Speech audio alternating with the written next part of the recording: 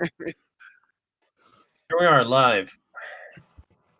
I'm Hello. gonna put in announcements we're live. Hello and welcome. Serious? Hello and welcome to another exciting party banter. Oh, and I'm going to. What the hell is going on? It sounds like I'm being eaten by rodents. Dara, Jin, and Jack. You can mute yourself while you're not talking. Yes. Sounds good. So that's what I'm gonna do, just to eliminate background noise. Oh, okay. Just letting you know that I'm doing that. All right, cool. What happened? What happened to Stacy? Is Stacy still there? Yeah, I'm still here. Oh, you're just being the smart one and just keeping your mouth shut. Yeah. Girl? That's good. Why so quiet? I never laugh like I cough, so Oh, save my voice. You sound like you're 3.5 miles away or something. You do. You sound like you're on the other side of the kitchen. Yeah. Don't talk to me. I'm in the can. I'm in the can. Oh Right. no. Sorry, it's a nautical term. All right, so It's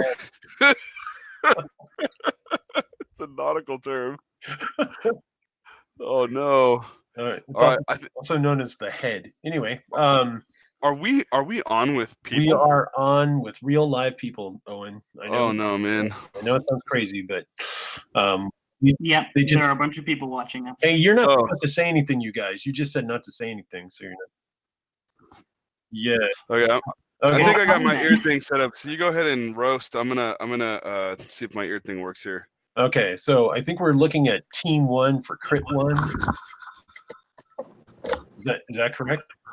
Yep, the first one should be Salami. These all sound like food names. Falami, Uchu. Owen, you are in here twice.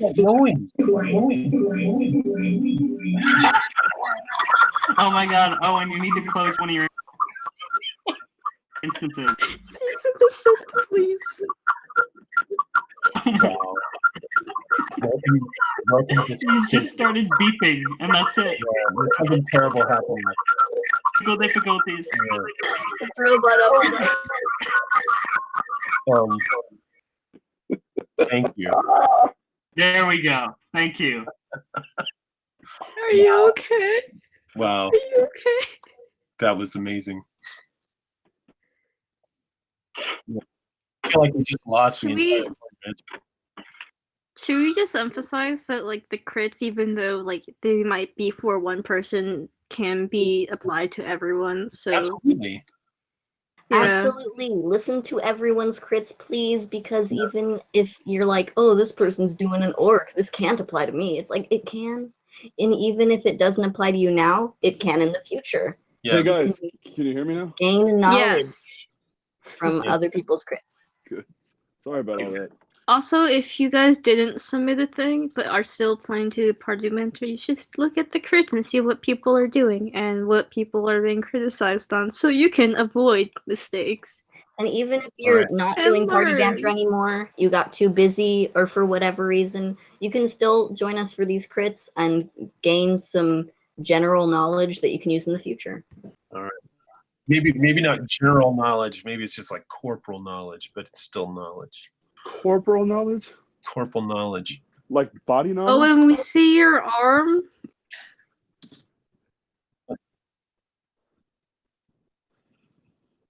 What? You guys can see that my t-shirt's tucked into my sweats because I'm fucking. All right, let's. You guys. I just started with too much glare on my forehead, so I just changed it to a The photo. video paused when you were dabbing, so it's just like we see you blurrily dabbing in like the thumbnail. I'm so glad. Yeah, there we go. We got it. There we go. We got it. Owen, sure from the hope so. Twitch chat, you got a 10 out of 10 on that On the dab. stream now, forever. Thank Right. God.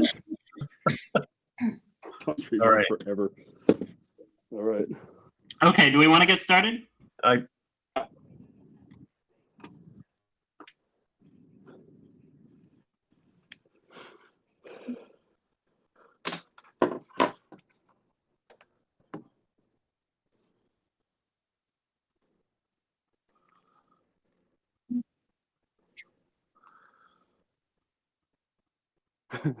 Hoi.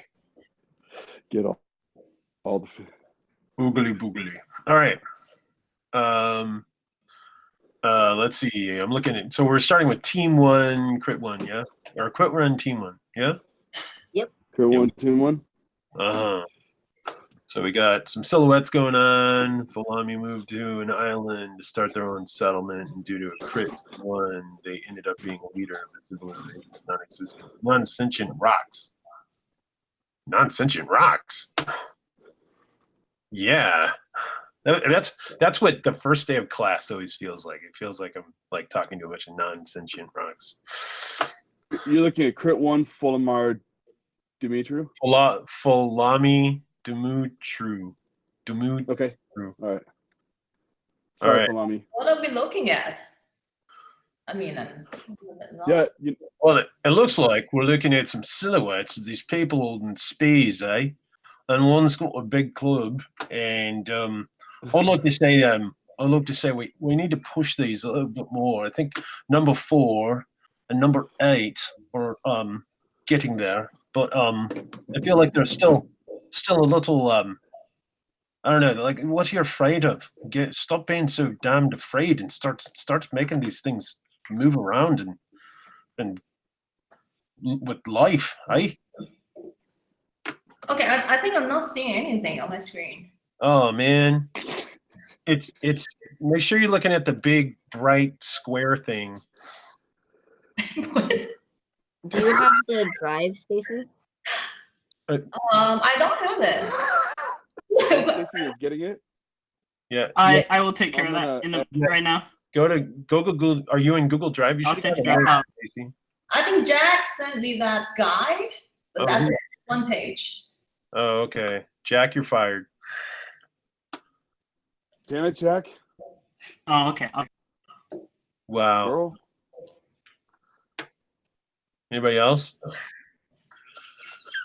The reference is pretty cool. I like that. I'm gonna go ahead while they're getting that set up. I'm gonna go ahead and echo Jeff really quick. I know it's something that we've talked about in the last years or preceding years. If you can see my screen, then you can see my pen, and if not, then just imagine a pen standing up straight. Courtney used to always talk about breaking the pencil test. So if your character is just going straight up and down and not breaking any X and Y space and Z space at the same time, you're probably missing real opportunities to communicate acting, which is kind of what Jeff was talking about, I think. So all of these silhouettes are nice. I'm really drawn to the style of or the aesthetics of number 3 and the headdress of number 7, but none of them are telling us the story. It's just person with spear. And I don't know if I'm supposed to feel threatened by that spear or if I'm supposed to feel anything from that spear, right? I don't know if it's a walking stick or a spear. Like the idea is you've got to tell pose, right? So when I look at these things, I really want to see the character through the silhouette. And 1, so I understand the character. 2, I just want to break that pencil line so that we've got more dynamism in the pose. That will go for everybody, guys, and we'll just reference pencil test. It was something Courtney used to be really, really serious about in the past. So I think it's an easy thing to just kind of call out. So something to think about, guys. I'm sure Stacy will echo this as well, just the same as Owen. Is like when you're coming up with a character, if you have these lines of data that you're gonna select from and then start building your character from, you start building a story. I mean, have a little bit of a story in your head before the character starts to do something. If the character is, if they're the leader of a civilization of non-sentient rocks, are they insecure? Are they secure? Are they, how do they feel? And that'll help telling your story in a direction. So I like, there's some interesting things that are going on. I agree with Owen. 3 is cool with the earrings or whatever, and the earrings are sweet. Yeah, the head. I think that's what makes it really interesting is the earrings on there. But it's like, what's this character about? Are they, are they hurt? Are they tough? Are they weak? What's the deal with it? So that's what I see with that. What do you think, Stacy? I'm looking at it right now. I think I agree with you. Like there's a story first, and then the design second, right? So always goes back to personality. So I'm trying to do what the personality should be, and that really showing the character to feel like. So it's supposed to be the leader. Stacey, what do you do? Are you doing your taxes or something? It sounds like you're clicking something and it's hard to. That's actually Owen. It's me. Owen? What are you talking about? Owen, you're messing with something down there. Hands behind your back. You watch it, Junior. What do you... Sorry, guys. Go ahead, Stacy. I'm sorry. No worries. So it says end up being a leader of a civilization, right? That's what I get on the description there. So I think I would really pay attention to that. What conveys a leader. Back to shapes. Is that what shapes conveys a certain feeling to it, and how do you establish that? Right now, I feel like it's a very happy feeling. So is it that's it, or is it something more? So I think I would just pay more attention to that. The personality, always go back to that. Agreed. And like Stacey was saying, a leader. Like, where's the gravitas and the stature and the noblesse oblige? Like, is it a good leader, a bad leader? Like, tell that story. I think that was probably the best. That was the best crit there. Yeah. All right. All right. Cool, the next guys. Let's make the next one take a little longer and see how we can. Gwythier Low. Gwythier. These silhouettes are pretty good, but I still think they're kind of up and downy. They're not really saying anything. They're starting to see with the one where it says body, tail, horns, exploration. I think number 7 has at least some gesture to it, but there's no. And then maybe number 20, there's a little bit of the hip going out there. We can see a little bit of attitude going on there, but these are still kind of up and downy to me. I kind of like where you're going. It's not really anything new or it doesn't feel like it's very pushed. But I think we have a little ways to go. Now, if I'm looking at the next page where it says, where it has a name and it has the horrible colors of green, not so green, purple, not so purple, and pink. But I'm not going to comment on that. I'm going to leave that up to Stacy and Owen. Obviously, I don't know anything about color. I like the guy D. I like his headdress. I like that it feels like there's a bunch of spiders in his hair or something, which is really slick. But I want him to do something. I want him to convey. I should be able to look at that gesture, immediately convey, or that gesture immediately conveys to me like what they are about, what their job is, okay, how they feel, their attitude, that kind of stuff. Unless the idea down the line is, here you have this character who's going to look a certain way, and they're in Act 3, it's going to reveal that they're not that way, which is the standard Pixar model. But I would like to see it right now. I'd like to see those happening. So I'd like you to push those poses for me. What do you think, Owen? What do you think, Stacy? All right. Go ahead, Stacy. Go ahead.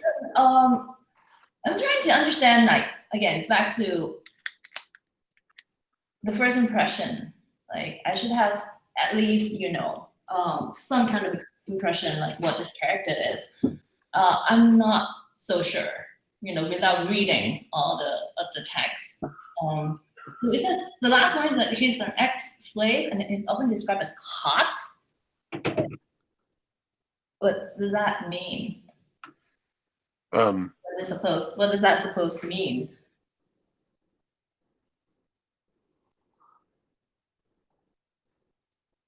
Okay. H-A-U-T. Oh. So that we should be able to see that. We should be able to see hey, ladies, what? We able to see that kind of stuff that's in there. Dude, right? Okay. All right. Hey, listen, guys. It says, the last line says, he is an ex-slave and is often described as hot. That's an awesome line. And just that one sentence by itself should give you a world of potential to work with. And if you make a single silhouette or drawing that does not encapsulate an ex-slave that is often described as hot, you're not making it.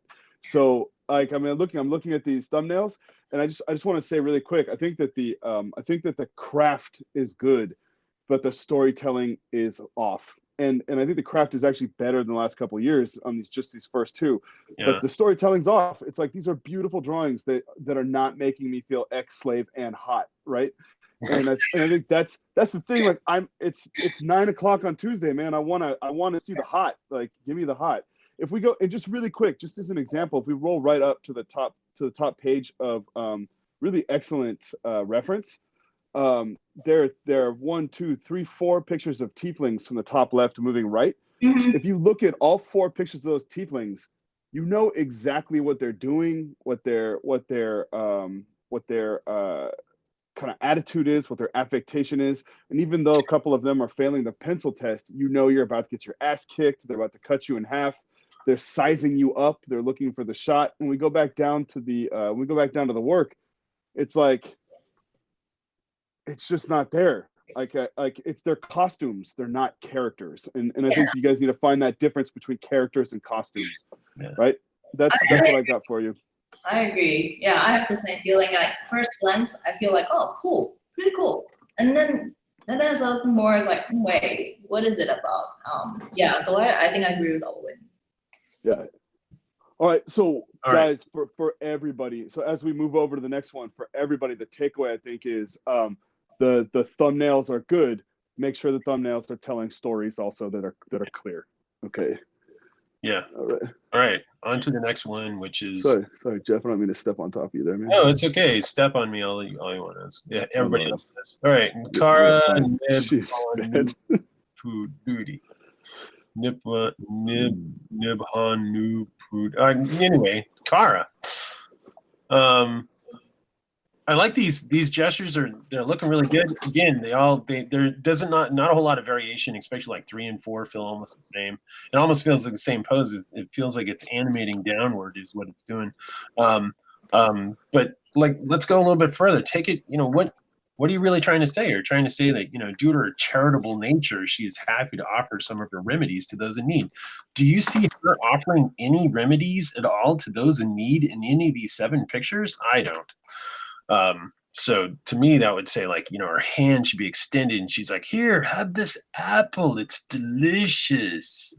Or, here, have this money, whatever. She's doing charitable things right now. She's just sort of, it looks like she's at a museum looking at the glass going, oh man, look at an apple behind the glass. I agree with Jeff. And I think if you're gonna use one of these as a starting off point, I would say go with 7. Hanging the thing off your head is a really interesting aesthetic. It's authentic. It happens. There's good reference for it. It's really different than anything that we see in the West. But in that bucket, have her taking out something and then presenting it to somebody. It's also the only one that's really got like real gesture, I think. And that's where I jump off. That's my jumping off point. Yeah. It feels like. Oh, go ahead. Sorry. I'm gonna say this feels like just sketches of the reference photos instead of like designing a character. I was reading the description. This actually is really interesting. A half elf wizard, and the profession is a farmer. There's so much potential to play with this, but not really seeing anything here. Agreed. Yeah. I agree too. Oh, agreed. Book. But I do think the shape, at least there's a little tiny bit of shape language happening with 7 as well. If you can use like 6 or 7, I think that'd be cool. But yeah, don't let them just stand there. All right, cool. Oh boy, we get into monsters. I love monsters. They're all rats. It's interesting that we're not. I guess I'm taken aback a little bit that we're not all in the same category. So we're like changing it up. That's probably good though. I guess it's. I don't understand what you're saying. Like in the previous years, we did like all the sexy tieflings at one time, and then we went into like all the rats. You know what I mean? Oh, no, we're doing all the teams right now. Oh. See, yeah, we're organizing it a bit differently this year. So like we'll go to the next theme. Next group, which has a new genre, but then it'll be the same like tiefling and monster, like rat monster and etc. The sexy. Is this Dara that's talking right now? Yeah, each team will have one of each character.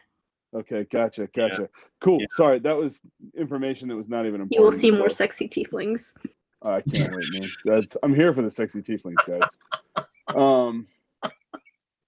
Western Ocean, third-year monster team one, based on a rodent, size is small, travels alone, it's horrifying, and has too many limbs, and it came from who knows. Yeah, it came from question mark land. Question mark, yeah. Look at that reference, man. There's a naked mole rat. That's cool stuff. I thought that was a porno. What? Nothing. Naked mole rat? I think it is a porno. Maybe you were watching something different. I don't know.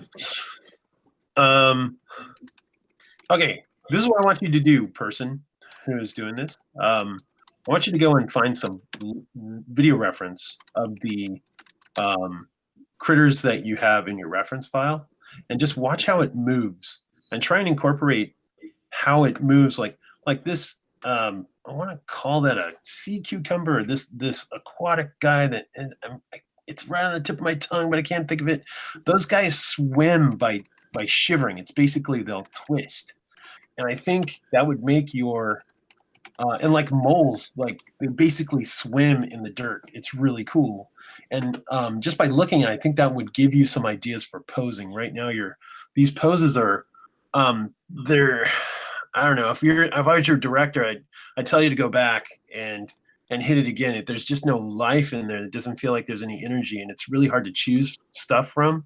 I mean, I kind of like 21 with all those little feet and stuff, but I want to see it.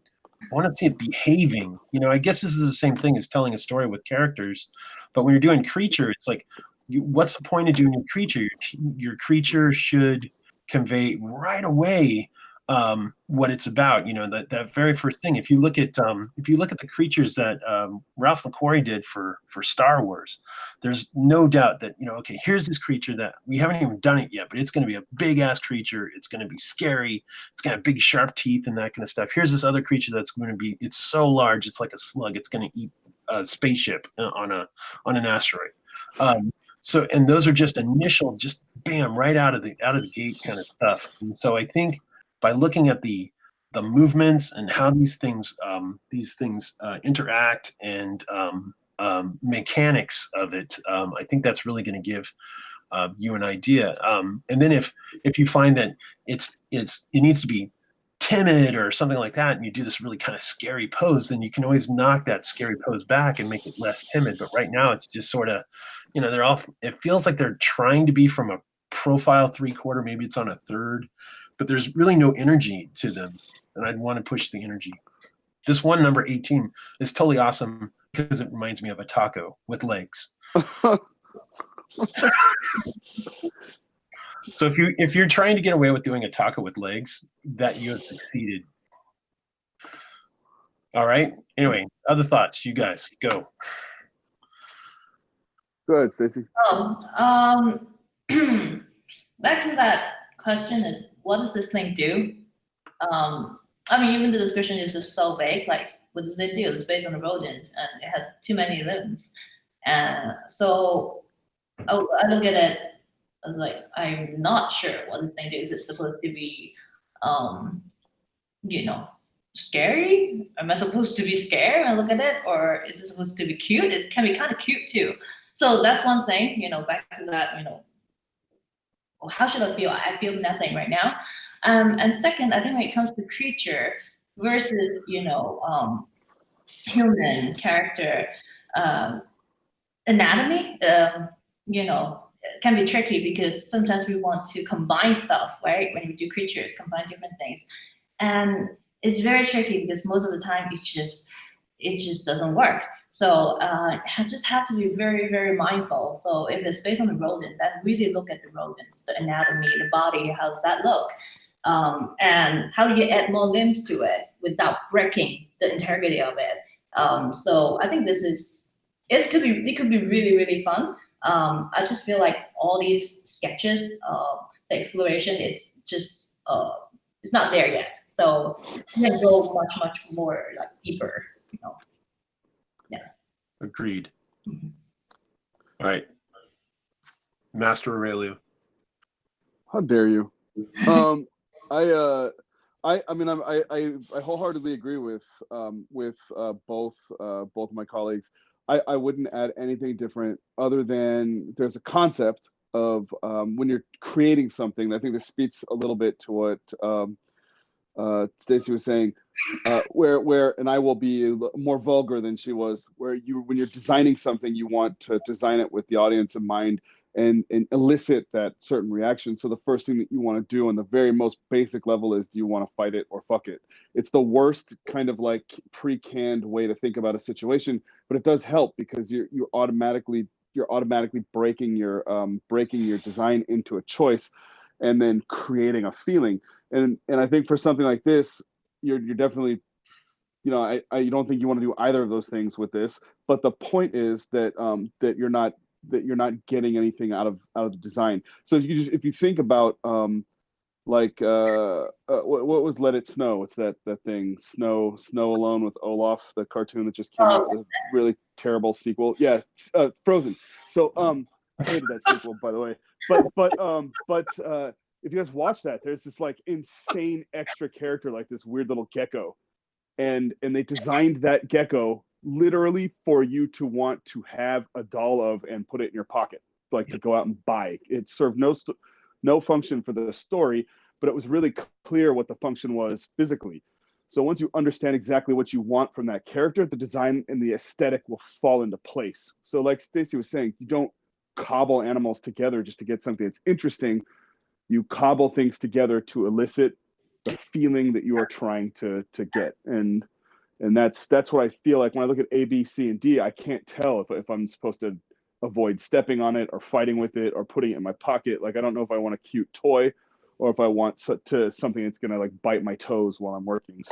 So like in that sense, like I think B is really interesting, but I just don't know why. It's the why I think that we're missing. Thanks, guys. Okay. All right, moving on to the next one. Is Polycena or Polycena. It sounds like a class. A cultural bard that cooks morale-boosting meals consisting of crops from her farm. Oh, look at these thumbnails, man. These are great, charming thumbnails.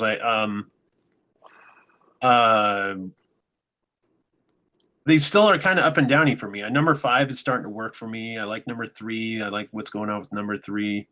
Number 8, number 7 are kind of up and downy. Number 4 as well. So, yeah, for me, you know, these are there's so much charm in your head shapes and that kind of stuff. Even though these aren't really head shapes, they're just sort of designed. But I really like what's going on there. But I think we could, you know, I think you still kind of push it with, you know, you have this kind of interesting tail, but I don't know if that tail's working. It just feels like it's kind of tacked on. And then, you know, like think about what would give it bad breath. It says like they have bad breath. You know, it's like here they have these herbs or onions or maybe or something, and they're kind of passing them off their hair or make it feel better. But it makes, you know, the terrible breath. It'd be really cool to see these guys like, and they're actually participating in the eating process, but still handing it off to some other people or that kind of stuff. So, they indulge in wrath. It's just so strange to see it indulgent. Yeah, I love being angry.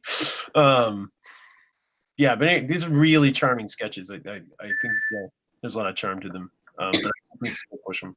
5 is working for me, and 3. If you can combine 3 and 5, I think we can do something with that. All right, go. I would say 5 stands out for me. But again, you know, back to that, you know, description, they have that breath. Like that is something that you can definitely play with. Indulge in what? So you can show a lot more, push a lot more. Rather than, you know, you're just holding that plant and then, you know, because you have such bad breath that the plant just kind of die or something, you know, it's how do you show that? And I think 5 would have the most potential, but again, I would keep pushing more. Yeah.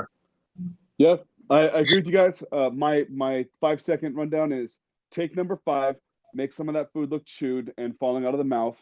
Take the bag from number 2 and make it just as big on number 5 as it is on 2. Choose the tail from 1 or 4, and then and then choose the tool from or the tail from 2 or 7 and the tool from 1 and 4.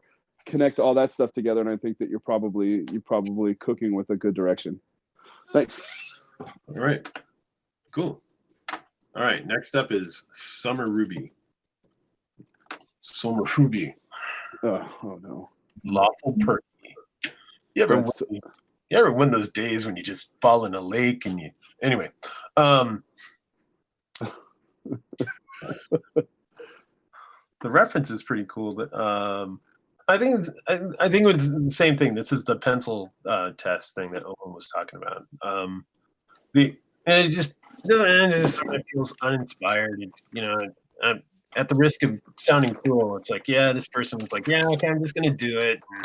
I don't really care. You know, it's all there.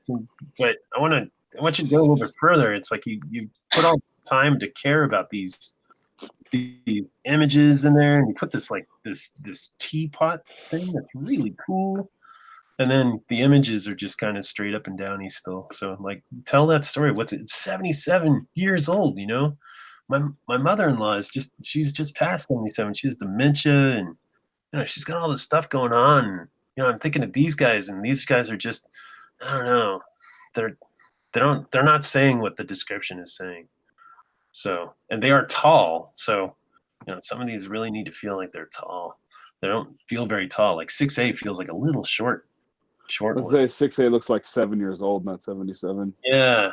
So, I mean, you don't have to be 77 and have an arched back or have a cane or anything. Although there are some people who are, but you know, at the same time, it's like they've been around. You know, their shoulders might be slightly stooped. You know, they're gonna have something that's gonna show a little bit of their age.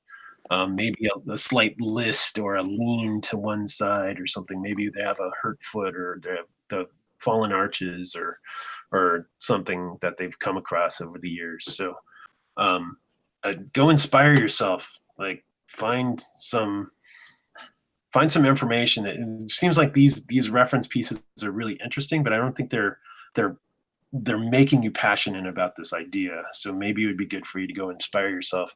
You know, look at some of those videos of like people in convalescent homes they all start singing. They're like, there's this one of, I forget what the link is and stuff, but I know that there's a bunch of people and they're all sitting around the lobby room or whatever. And then somebody starts playing a piano and they suddenly switch. They go from these broken down bodies, these depressed bodies, to suddenly they're snapping and they're singing their thing. You know, they're singing and they're really having a good time. And it's like that music just shifted them from being a tired, you know, broken body to this alive person. So that's what I want these things to convey.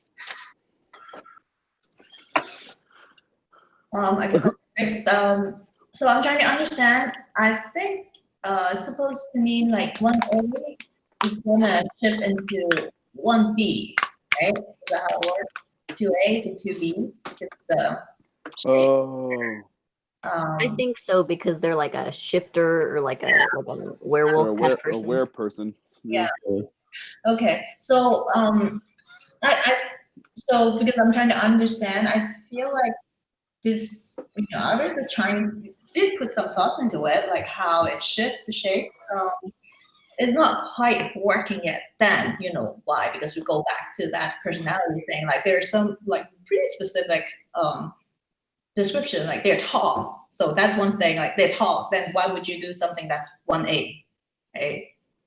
So this is not fitting the description, and you know, just feel very generic. Like you're not really designing for that character. You're just playing with shapes. So that's a problem. So always go back to your character description and see how you can design with that in mind. I agree 100%. I really like the comment about designing with purpose and not just playing with shapes. I feel like the craft is there, and this person's more worried about the craft than they are about telling the story, which I think is kind of a theme that we've seen a couple times. I applaud you guys for working hard on presentation. It's such an improvement from last year, but the next thing that we need for this year is story and push for sure. Yep. Booyaka. Oh. Yeah, if we're supposed to choose something from that group, I'm not really seeing anything. I kind of want you to go back and, maybe 4A is starting to be there. It feels like if it's going to change. I mean, the one thing, like even if you look at Beast and from Beauty and the Beast, it's like the shape design to his human form from the Beast form, it's still very similar. And so I'm wondering if there's some way that you can convey that shape. If we're talking about shape language, your initial shape it'd be cool if there was like a similarity, but then there was a variation in them or something. Unless you want to go in completely opposite direction here. And on one side, when they're in their human form, they're all like squares. And then when they get into their aquatic form, they're suddenly like round shapes and that kind of stuff. But still, look at the dragon from, Spirited Away. When he's in his human form, all of a sudden he turns into this huge white dragon that's, and it like curls around and does all this really pretty stuff. So I think that's something to think about. All right. Let's see. Theokritos. You just chose all these, so I just stumble over the names, huh? You're right. I made the generator with names that you can't pronounce. Yeah, you plugged in a Jeff bias into the name generator. That's awesome. Yeah, you have a name generator. You're like, oh, Jeff, you have to say the names. That rake is pretty sweet, man. Yeah, these are really nice gestures. It's still kind of straight up and down. I'm liking let's see, the second one on the bottom, who's underneath that like bird cowl looking thing, or either that or a bird is sitting on him. I think that's really slick. And there's like a mace or a morning star that's trailing behind him or something. That's pretty cool.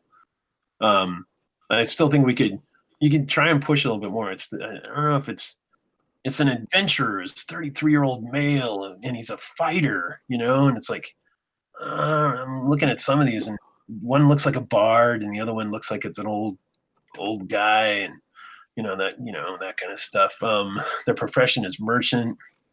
They value chastity, but also indulge in gluttony. So yeah, let's indulge in some gluttony. It's like they can, put a fat person. Don't be afraid to draw fat people. Fat people are, I'm a fat people.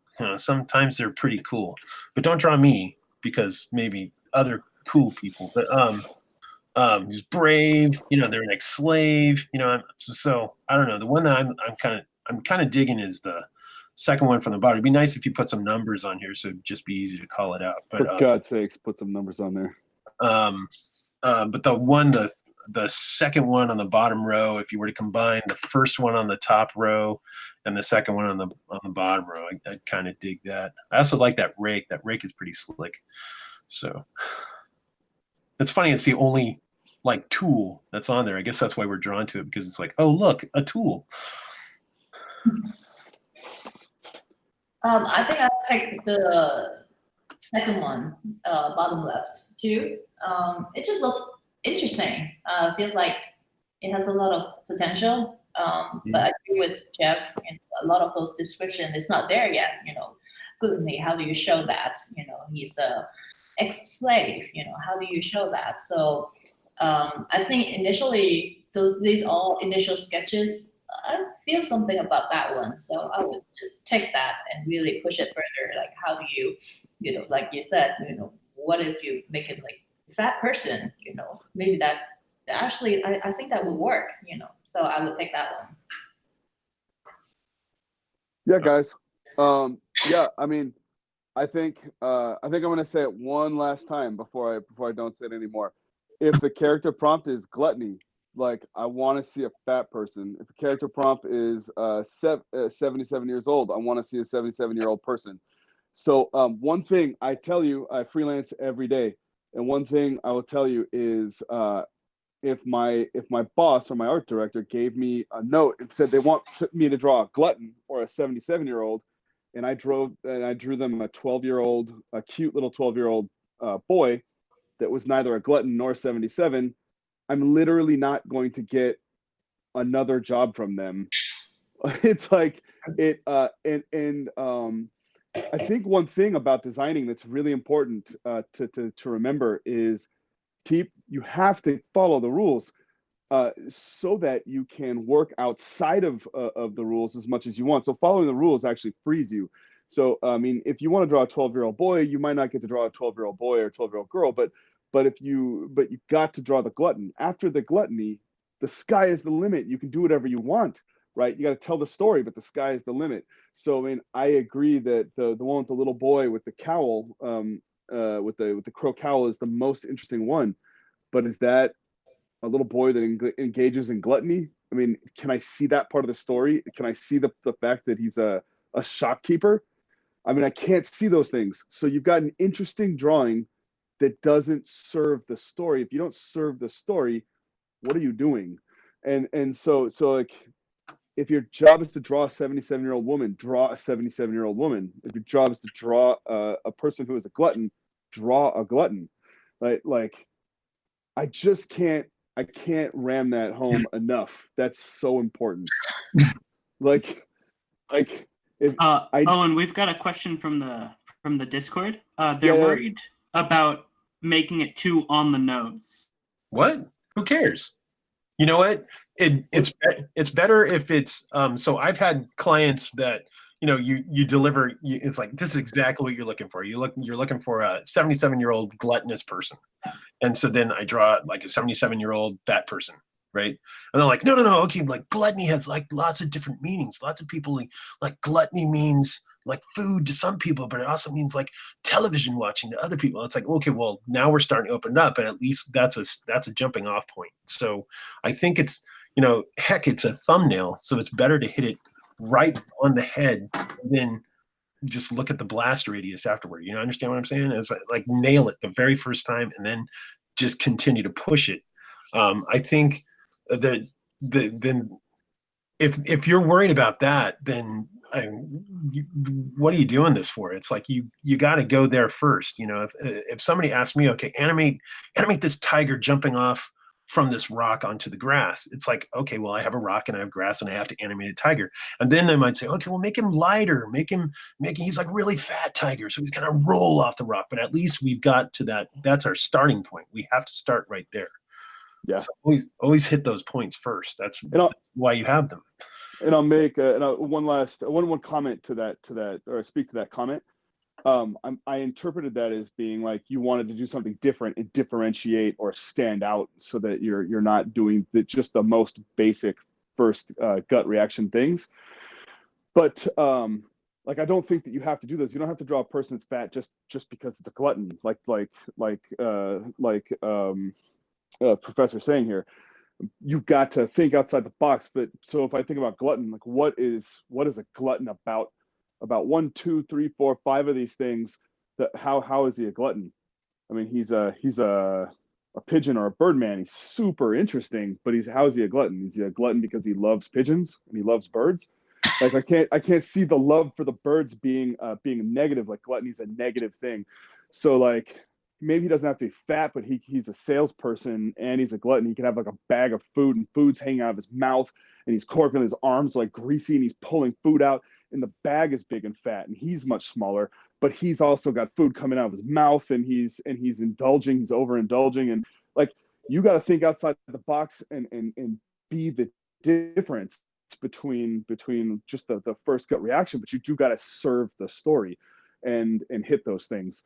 And I hope that's clear. So I'm not upset about this. Page is beautiful. I think it's got the most gesture. It's got some pretty cool designs. There's a lot of fun stuff happening here. I really dig this page. I like how clear everything is, but I'm not seeing a glutton. I'm not really seeing a fighter. I'm not seeing a merchant. And I guess they've got their pants on, so they might value chastity. But, you know, like, how is this person a brave ex-slave? I guess one has got something hanging off of his foot. So hit those story points first every single time without fail. And then after you hit those story points, you can do literally anything. Yeah. Like, if like Jeff's talking about, the tiger has to jump off the rock and land on the grass. In the air while he's jumping, it's all up to you what's happening in that story, right? So it's like you have freedom in between the lines, right? You've got to go and take that freedom, but you also have to tell that story. Boom. Sorry, guys. I know I really went soapbox on that, but I 100% agree with everything you guys said. Always serve the story first. And sometimes I think people try too hard to be different, just to be different. Worry about that later, because what you design, you're designing with context. So make sure you serve the story. I mean, they are called the 7 deadly sins, and we all recognize them as specific things. Gluttony is for the quickest visual is food. Lust, the quickest visual is somebody chasing after somebody. That kind of stuff. Wrath, somebody's pissed off all the time. Those kind of things. You have to see those things. Those things really have to be conveyed. All right, cool. On to the next one. I want to stress that's not just for the bird person here. That's for everybody. Yeah. So the bird person should not feel singled out. We've Yeah. had this crit for everybody. This is for everybody. Okay. Yeah. All right. Edberg Radcliffe was abandoned in the caves as a baby after she was discovered to be blind. Oh, we're on 2? Yeah. Yeah, we're on Edberg Radcliffe. Team 2. All right. These are pretty nice. Got some interesting reference. I like these 80s reference up here. The thumbnails are, there's some things that are happening. Look how active these are. Look at number 2. Number 2 seems to be moving. It'd be fun to push off balance a little bit more. I like number 9. That's on there. I like the big serving, or the I forget what those called, the pizza things, the pizza spoons or whatever they are, the giant spatulas. I think there's a lot of potential in these. I think these are coming out. They're starting to convey some good stuff. I don't know if it's blind yet. So I think that's one thing. It's like I kind of want them to be blind, as best you can without a true family. Although not very good at magic, she learned how to bake a luxury in London. Yeah, train bats to see. Where are the bats? I want to see her like fly, my pretties. I want her to be in there. But there's a lot of cool stuff. I think. Okay, when I was teaching a class that was called drawing animation, and they had to that semester they had to come up with a character, and then the next semester they had to bring it into my animation class and they had to animate it. And it seemed like whenever there was an appendage that was missing, there was always a mechanical foot or a mechanical arm. And oh my God, your body is full of appendages. Don't limit yourself to a mechanical foot or a mechanical arm. It might be missing an eye. Maybe she was standing too close to the ovens, and something, something caught fire and it melted the whole side of her face. So that's why she's blind. She can't see out of because the skin all melted down, and she lost an ear. There's an appendage as an ear. It's like, the cane is working, but oh man, I have to say that I'm getting a little burnout on seeing mechanical appendages that have been affixed onto missing joints and stuff. Although I do like the little wheel that's on there. I think that's really clever. I think if you're going to go anywhere, take that little wheel that they have attached to their leg and do something with that. I think that's really clever. That's my 2 cents. I think these are really nice though. They're starting to show some story and that kind of stuff. Owen, you want to go first? I'm still processing. Sure. I can't actually see this on my computer, so I can only see it on the Party Banter display. I'll say that I really do, like, right after excoriating all you poor bastards about staying on story, I think that this person's actually staying on story. So as soon as we get to that point, boom, I get to stand corrected. So I'm humbled. In any case, looking between the A, B, C, and D and the 1 through 16, a super common thing is happening here where the thumbnails are really have an ability to be wild and full of life and energy, and then we come down to the comps, or we come down to the more developed stuff, and then that stuff, like, every thumbnail passes the pencil test, and then we come down to the comps, and then they all fail the thumbnail test. So just be careful, make sure that you're still acting when you're drawing these things. I like your thumbnails. I think this stuff's good. I don't like the comps as much. I think I would go A just because A has shape design and none of the other ones do. I'd like go with A and then take the wheel from D and combine those two things. Like what's even more kind of crazy about all that stuff on their head is like that stuff on the head and balancing on a teeny little leg wheel. The ham hock thing from C is kind of cool. It's not a ham hock. It's like a Victrola. But yeah, I'm digging this stuff. I would take the stuff that's working from all those and smash it into A. Because A's body is really boring, but the head thing's really interesting. The body on D is interesting, but the backpack's kind of boring. So I'd go head dress from A, body from D, backpack shit from C, and maybe like get a take the walker from B and kind of press them all together, and then go back and get the energy from the thumbnails. But I think that you're on a good track and a good pace at this point. Yeah, I think this is okay. It's pretty okay. Yeah. As well as like I wanted to take more time to really, process it because I think it's just the initial thumbnails a little bit hard to read.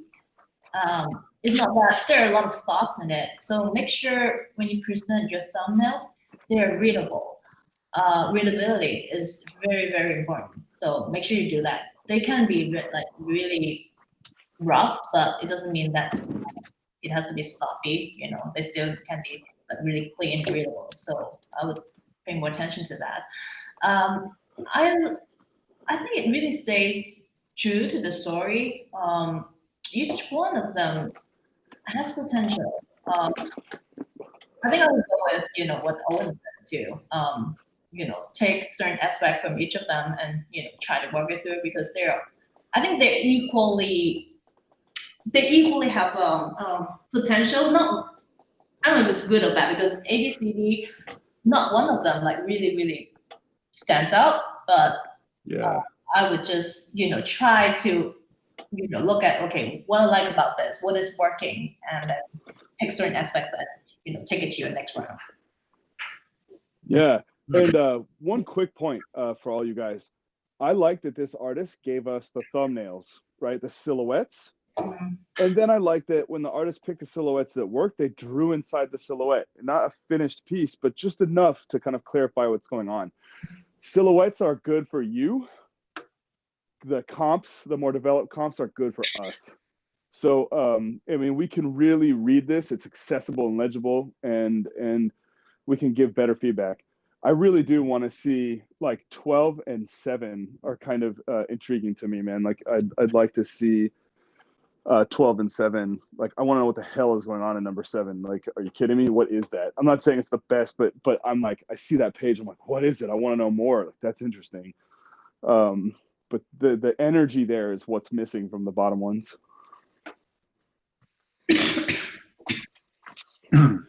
Cool, guys. I can't actually see the pictures on my computer anymore. All the folders are empty.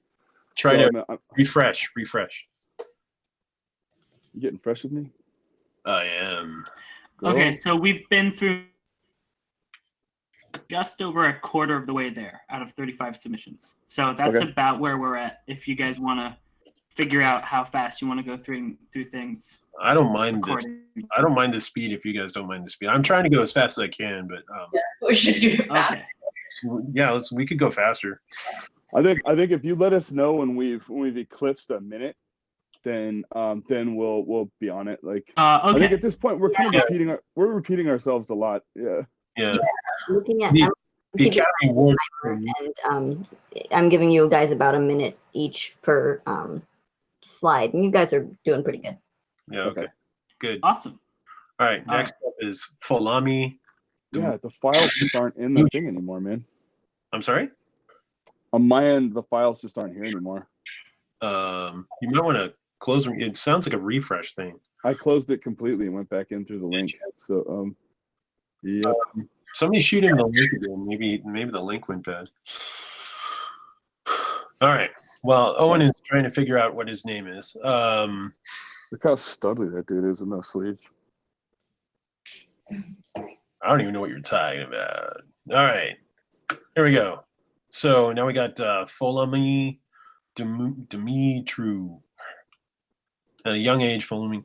Oh. Yeah, this is the same thing that's happening. It's like just same thing that Owen said before. It's like, you know, it's like look at this, look how much energy is in this one drawing with all this smoke and all this other stuff. But then when we see the colored version, it's just standing there. And come on, it's like look at the thumbnail next to it. It's like maybe this gnome has a really hard time walking, and they use the legs to help them walk. And look at this angle that's in there and stuff. And they're like, just a minute, you know. But here we are. You know, when we get in the colored version, it's just like, oh yeah, I just tape up my feet, you know, but I'm totally okay. Everything's cool. So I want to see that, you know, I want to see the dependence. Let's see the dependence. It's like, you know, like look at that one kid who he 3D printed out his own arm because he was missing an arm, and he saw that one video where some other guy got an Iron Man arm from what's his face, and he's like, oh dude, I'm gonna make my own arm. And he like 3D printed an arm that had all these moving parts and all this stuff, and he could put like a water bottle in it and all this other stuff. And it's like, you know, he was, you know, necessity is the mother of all invention, right? And so here she is, she is got these awesome legs that kick out all the smoke and steam and stuff. She's carrying this huge vibro wrench or something like that, and then you know, now we get down to it, and they're just standing there, and they have ribbons on and stuff, you know. So let's keep it. You know, I think you're conveying a story really well, but then to see that colored version, it's I want to go back, and I guess I'm really drawn to how this person's leaning on the lower left-hand side. It'd be really nice if you numbered your drawings, but on the lower left-hand side, I really like how that person is. There's this really awkward lean. That's not just a lean. It's like they're really being supported, and I really like what's going on there. So I kind of want you to take that and keep running. Yeah, I think when I look at it, I almost feel like these are done by two different people. The color and the black silhouette. Yeah, I agree. Yeah, completely changed the whole feeling of it. I really like the second page. You know, that big shades. They really work. And then like what Jeff said, you know, when I look at the color version, it's like, well, okay, yeah, this one's not working. And I'm trying to see like, oh, why? It feels like everything's like pretty angular. And when it comes to your color version, the shape becomes so much more like fluid, rounded, and I think also because the color that you use completely changed the mood of it. So I don't know if it's intentional or not intentional, but I feel like it's taking away from the character. I second what Jeff says. So yeah. Okay. Wow, everybody okay? Gee, Yes. drink some orange juice, man. Wait, Owen, can you see him now, or are you? Yeah, I can. Can you guys scroll so I can see the second page instead of just the third page? I agree with the craft. The drawing is lacking. I think if you can make silhouettes like that, I want you to slow down and work on the drawing so that your drawings will be just as good. But yeah, I kind of get what everyone's saying. I agree with what everyone's saying. That silhouette right there is pretty sweet. I'd look at reference for the feet. The feet are literally like the only thing I'm looking at. I'm like, what the hell are you doing? Like imagine those feet like grabbing onto different kinds of terrain and moving around. Like right now, that feels like a cup and it's gonna fall over and break its tiny little ankles. But I you know, like I like it. Like I looked at this thumbnail, I was like, holy shit, here we go, man. We're cooking with fire. When you do scroll down, and see and I like the ribbons feel kind of like stereotypical for a monk in D&D kind of stuff. But yeah, I mean, I think I want reference for the handle of the wrench, reference for the feet and the ankles. Like, give me a little better. Like the knees and the legs are great, but the ankles and the feet are kind of woof. And I think that you're onto something. Cool. Thanks, guys. Yeah. Okay. Next is Monster 2. Oh, a bunch of shrews. Shrews are the coolest things, man. I love shrews. All right, cool. Let's see. Based on a rodent size, small, travels alone. It is horrifying and has too many limbs. It came from ? Land. I don't know. Okay, we just rewatched what was it called? Power. What's her name? The Captain Marvel. We just watched Captain Marvel, and the cat was hilarious because they set up this cat as like everyone's afraid of the cat, and he's like, "Why is everybody afraid of the cat?" And then and then the cat has this stuff that comes out of its has tentacles that come out of its mouth and that kind of stuff, and it feels like you could like really go and make this like the cutest, sweetest, most charming little critter. Like Owen said before, it's like you just want to pick it up and hug it, that the salamander from Frozen. And then all of a sudden these tentacles come out of its mouth or out of its ass or something, and then it's this horrible, really scary thing. And I think it'd be really cool especially if it was based on a rodent, and it's like, oh, what? Look at that cute little mouse. Oh my God, it has 15 tails that have stingers on it, and that kind of stuff. So it feels like you're heading in the right direction, but now they're starting to there's a similarity to all the stuff. I think one is kind of happening, but it's like, again, it's like, I want to see some gesture in this animal. What is holding these things up? Where's the weight of these things? So that's kind of where I want you to continue to push it, but like think about what if you were walking down a street and you saw something, what would catch your attention and then make you go, oh my God, it's horrifying, and that kind of stuff. So I think you could keep going. I think there's some things that, like, I think one is pretty interesting, but there's an awful lot of claws on there. So I wonder if we could find some other way to show it. And is it more, these feel like they're 1960s Gojira movies, right? Like all of the monsters are definitely guys in suits, right? They're all guys in costumes. And how can we make this feel like it's not a guy in a costume and more of a creature, like an actual creature? I go and explore the anatomy, understand where shoulder blades attach and that kind of stuff. Understand how the femur works and the tibia works, because it doesn't look like there's any knowledge of that going on with these kind of guys. So I think once you start figuring that out, you have a lot of really interesting ideas, but it doesn't feel like they're they don't feel solid yet. I feel like we're on our way, but they just need to get more solid. Yeah, I think I agree. Back to that, also the anatomy issue. Right now they feel like, like Jeff says, like guy in a costume, or it feels like a toy, like a plastic toy, and it doesn't feel like real. It's a real creature. I like the reference though, especially the top, upper right one. It's like, wow, that's really creepy. I really like the reference, and I think there are a lot of things that can be used in the sketches, but go back to the foundation first. Really look at anatomy, how it works. Otherwise, it's not going to look right if you keep going without understanding that. With all these limbs, so are those like tails right now? And try to make some sense out of it instead of just attach those things onto the body. So try to understand the function, and then it will give you the information to design better.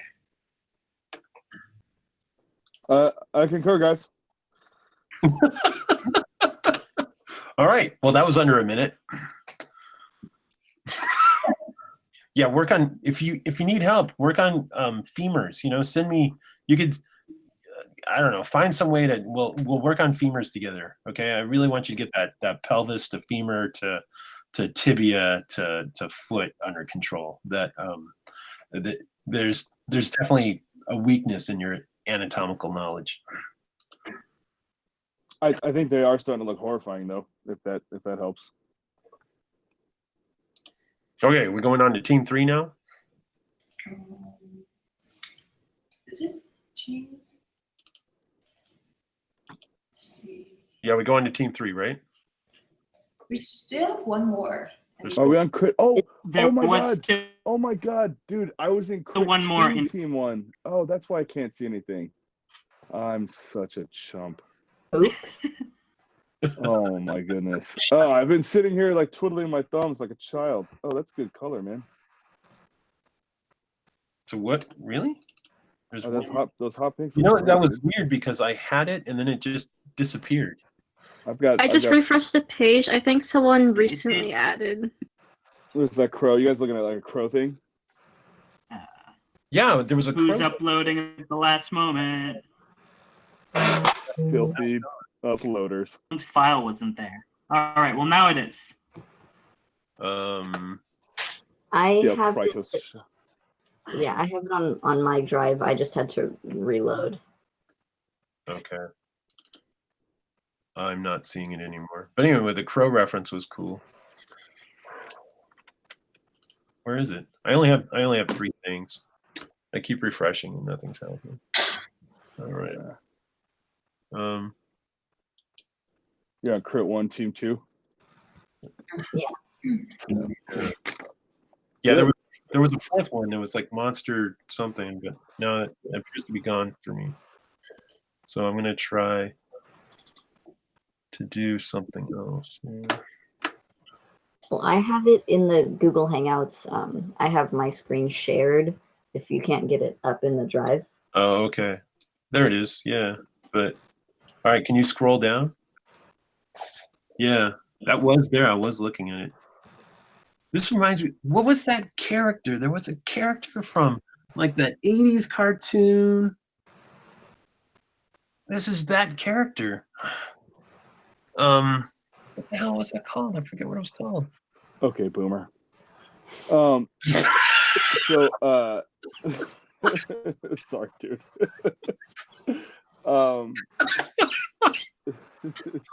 Owen.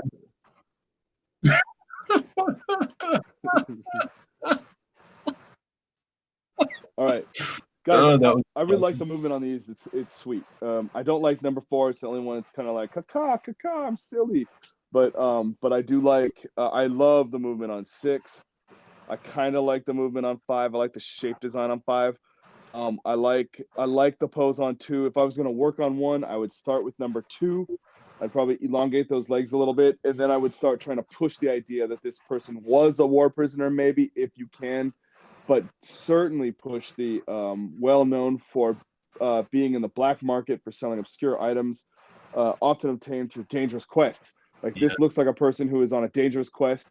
Show me some booty from a dangerous quest. That's all this is missing.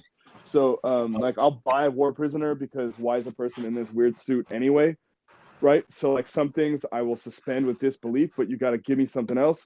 With this one particularly, I think that I'd be looking for some kind of spoil of war, some kind of spoil of quest. But I'd start with 2, and then I would work from there. But I mean, like, it make me sad because I'd really want to see. I want something good to come from number 6, like 6 with the tail from 1. Sweet, you know. But yeah, go ahead, guys. That's kind of where I'm at. I think this person's onto something. Yeah, I'd like to see more variety. It feels like you got stuck on one idea and then you just like put in different poses. Personally, Oh, that's true. I agree that number 2 is pretty interesting, but yeah, it doesn't feel like it's known for being in the black market and selling obscure items. And I'm not seeing that at all, but I would like to see a little bit more variety. I mean, push the animal nature of it. It feels like oh look, I made a bird suit. I wear my bird suit. I'd like to see that pushed. It's like, is this more of a bird character? Is it more of a human character with feathers? I want to see a little bit of variation. I think that was the first thing I was going to say is like, since like you just pick one and then you just keep drawing different poses. Like I would love to see more exploration before you really set up one. Yeah, because how do you know this is the best? Right? You have to go back and really try different things, different proportions, different shapes before go to this with the different poses. So I think that's the first thing I want to see more variation. All right. Boom! I was wrong. They're right. Do it. All right, let's. So we're in team 2 now. Team 3. I love these colors, dude. I don't even know it hasn't even loaded for me, but I love the color of that reference. Yeah, the reference is cool. Holy crap, man. All right, these are the same thing. They're straight up and down. There's what there's a lot going on. Look at that. It self-medicates to almost to a point of substance abuse to treat her anxiety. And so how do we do it? We put bandages on their head. Let's. That might be enough, though. I mean, like the bottom right one is the head is so ratty. Like, I mean, it looks like heroin could be involved here. Like, I mean, true. That's true. But if you look at the bottom right compared to one left, like the little 7-year-old, like I can't believe these are even the same character. So, like I want the legs and the stockings from the middle one on the head from the right one, the one on the right. Definitely number these damn things, guys, please. Number. And then, so we can talk about them. I want that weird eye patch. I want every nasty, dirty thing that you have in here all together in one single piece. Like, I think when we talk about push and tell the story, I don't think you guys understand that you probably cannot push too far in the beginning. In the beginning is when you want to be the most outlandish. Like, if you ever get a crit, you never want to hear push it. You always want to hear pull it back a little bit. So like go crazy, man. Like push it all the way to the point where you're like, no, this will never work. I want to see that piece that will never work, so I can say, take the syringe out of the arm. That's too much, but give me the rest. Like I want to see that chewed off ear with the messed up eye and all that stuff. Like I'm really kind of intrigued by some of the more ratty stuff that's going on. And then break the pencil thing, just like Jeff said. Yeah. Cool, guys. It feels like person that you have an awful lot to say, but it's not showing up in your design. So it's like a full-on 300-word paragraph that's full of stuff, but it doesn't feel like you're hitting all of those things. So maybe kind of squeeze that sponge down and narrow it down to a couple things that you want to convey, and then you can start adding it on the other components on. Just make sure you find what you want to say first.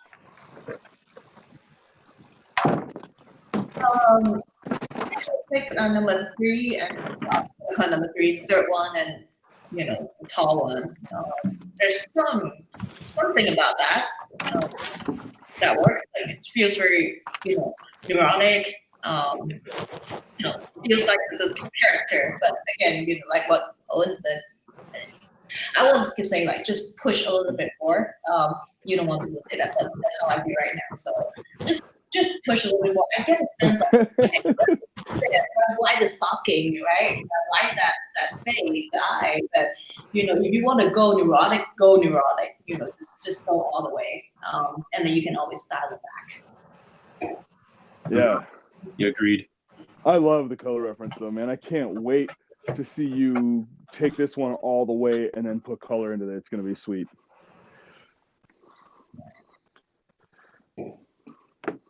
Okay, so we're on Kara Nib Hanu. Oh, there's more interesting color reference here. Oh, nice drawings. Yeah, the drawings are fun. Oh my gosh, I like 9. I like that hand with the magic coming out of it. Wow, that hand is spectacular. Girl? I like the pose an A on the bottom. Look at this one. It's all numbered and stuff. You get a gold star for the day. 61-year-old conspiracy theorist Yeah. that moved underground and lives a self-sustaining life will absolutely ramble about her theories to anyone who listens. Yeah, I gotta see one tinfoil hat, man. Come on. Yeah, true. I'm not seeing the character description in your designs, but I like your designs. I think 3 is pretty solid.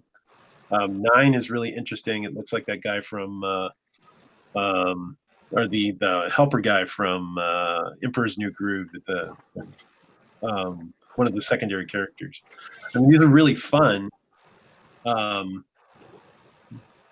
they're not saying what you want them to say. yet. A and B, if you combined them, if you took the like pants, hips, glasses from B and stuck them onto A, you get that weird like rambling. I'll tell you something about the World Trade Center. It was an inside job, Bush, you know. And then like you can kind of start to get that conspiracy theory thing.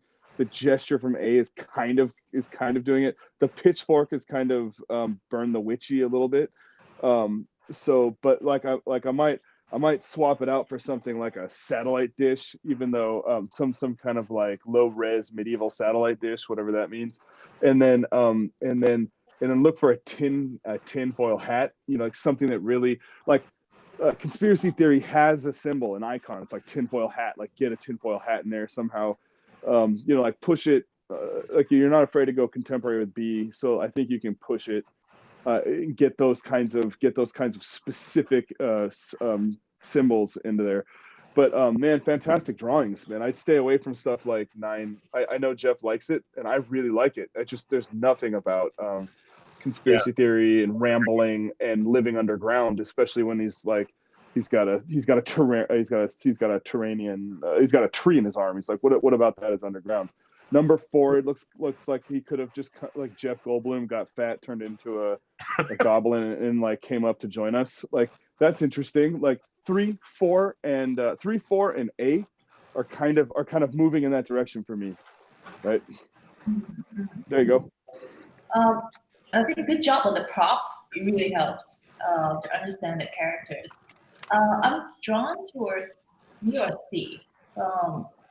They're actually different, but then I think you have room to weave, like, okay, go a little bit deeper. The personality, like what she like, to ramble about her theories, but is she more like, how to say, more reserved to herself? Only when people like come to visit her, and she would open up, or she actually would try to reach out. I think there are more rooms to play with it, and that's how I feel about the two. These two silhouette design right now. I think they both have potential because they both like say something about this character to me, and I think it's really on the on the right track. How to develop further. If you take either one. Agreed. All right, so Monster 1, Team 3. Oh, look at those dinosaurs. Oh, dinosaur. Oh, someone's speaking Jeff's language here. I like that. Look at the plant reference translation from the translation to the head.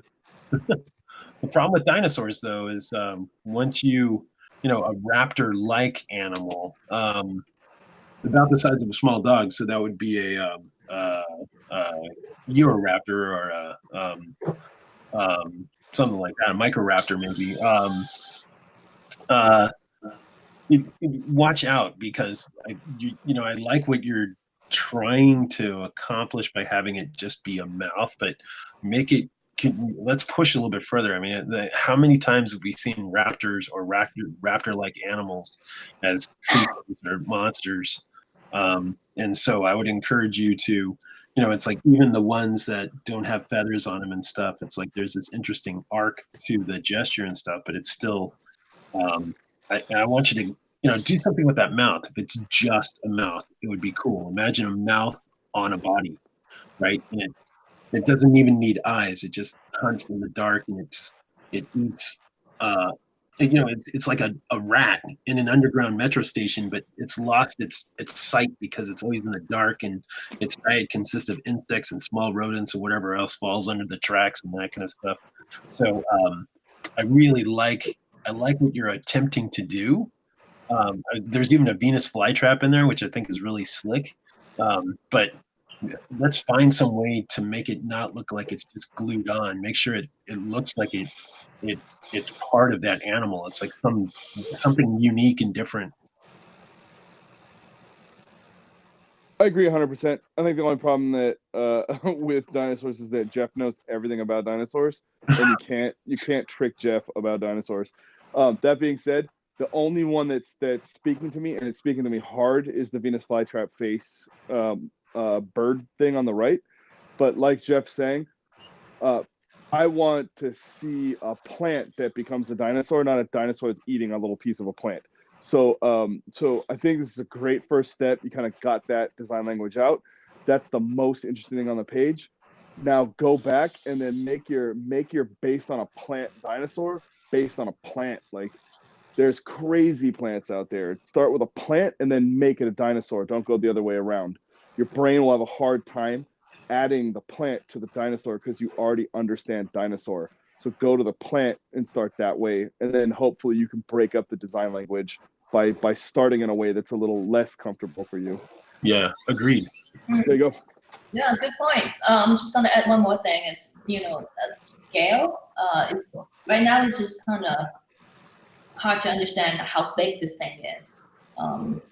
So maybe just be aware of how can you show scale of this thing. It's supposed to be like the size of a small dog, and how do you show that? So maybe use that certain features to show. Because at first glance, it looks like a dinosaur, and like expect it to be like gigantic, but it's not. Oh, come on. The feathered dinosaurs weren't that big. I mean, look at T-Rex. It was big, but Maybe think props. It's a good point. Like maybe it's standing next to some apples or something. I don't know. Like, yeah. Yeah. Well, I mean, if it lives underground, I mean, put it underground and make it apples. Why'd I go to apples? I mean, well, apples to apples. Apples and dinosaurs, Well, of course. Right. Okay, now we're in team 4. And team 4 is with roll. That's probably exactly it. You probably really just nailed it right there. You guys are just. It's okay if you laugh at me. I'm fine with that. There's a lot of letters in that word, man. For reals. It actually looks like somebody was just playing on the computer and just like hitting keys. Gwither, it's like you know what it is? It's like Celtic. It's Gwither low. Yeah. Gwither low. It's like it sounds like I'm asking for hot Welsh. chocolate or I think something. it's Welsh. Welsh, that's it. That's what I'm looking at. Welsh. Gwither low. Welsh. Like I'm expecting some hot chocolate. I like the monkey. Look at the monkey kung fu in there, man. That's sweet. Yeah, there's some cool gestures. Shaolin representation. All right. Chaotic Drunken style. weirdo. Chaotic weirdo, tiefling monk, wanderer, diligence, wrath, ex-slave, sexy. Oh, we got the sexy again. Well, you got the right reference for chaotic weirdo, tiefling monk, wanderer, diligence, wrath, ex-slave, sexy. That's good reference. You guys go ahead, take it away. Oh. It's going to be the same thing. I don't see those components in these things. I see a lot of really interesting industrial stuff. It doesn't say they're not telling the story that I wanted to tell. Like where's the ex-slave? I don't know where the ex-slave is. Other than it looks like this guy has a sea urchin tied to his foot in number 4. But these gestures are great. I really like how fluid and emotive. They feel like there's a lot of motion to them, but I don't know if they're saying what you want them to say. Dude, you got 2 guys doing monkey style with the staff, but then you go down and every single one has a staff, or like 3/4 of them have a staff, and not one single one of them is doing the most cool pose on that page, man. Like, come on, man. Look at that. Look at those guys. Are you kidding me? You got that dude with the real low pakwa stance. That's cool, man. Like, you got that in number 7. I'm sorry, Jeff. I just got all excited, man. No. That's cool. I was done. I'm officially done. Go ahead, Stacy. Make us sound stupid. No, I mean these are like cool sketches, like cool shapes. But again, I'm not really feeling that character. It's like I almost want to like pick some, but like I can't really see the personality in it. I really like number 5. There's something about it. But then yeah, 5. But then is it like a wanderer and then sexy? Okay, then it's part of it is not there. So I think just before the last page, again, it feels like okay, just one character, one design, and then put it in different poses. So be careful not to do that too soon. I think explore a little bit more. in terms of, maybe what's the shape of the head versus the body, how long are the legs, the proportions before you go too far. So I would say I think it's a pretty cool work, like a lot of effort put into it. But just make sure you look at those keywords and are you hitting every single one of them. Dude, you guys, yes, I agree. They're great points. I like 5 because I think the proportion's really different than everything else. But I was just thinking, like, take that staff, do that pose, have him shackled to the ground, and he's using the staff to move around or something. He's using the kung fu or those kinds of moves to actually move around and pull the weights around. Like, you got to get into that character. You guys should only be limited by your imagination. Your imagination, like, you hear ex slave. He's got the shackles and stuff, like on number 4. He's got that stuff. Chaotic weirdo, tiefling monk, wanderer, diligence, wrath, ex slave, sexy. Like, I mean, there's just so much. That's like the best one that any of you guys got on any team, and that character like writes itself. So I don't know. I'm just really excited about this one. I really love the kung fu and mixing it with the African stuff. I think you got awesome ability to go forward, and I think I react to number 5 because it's the only one that's just not a boring person doing cool stuff.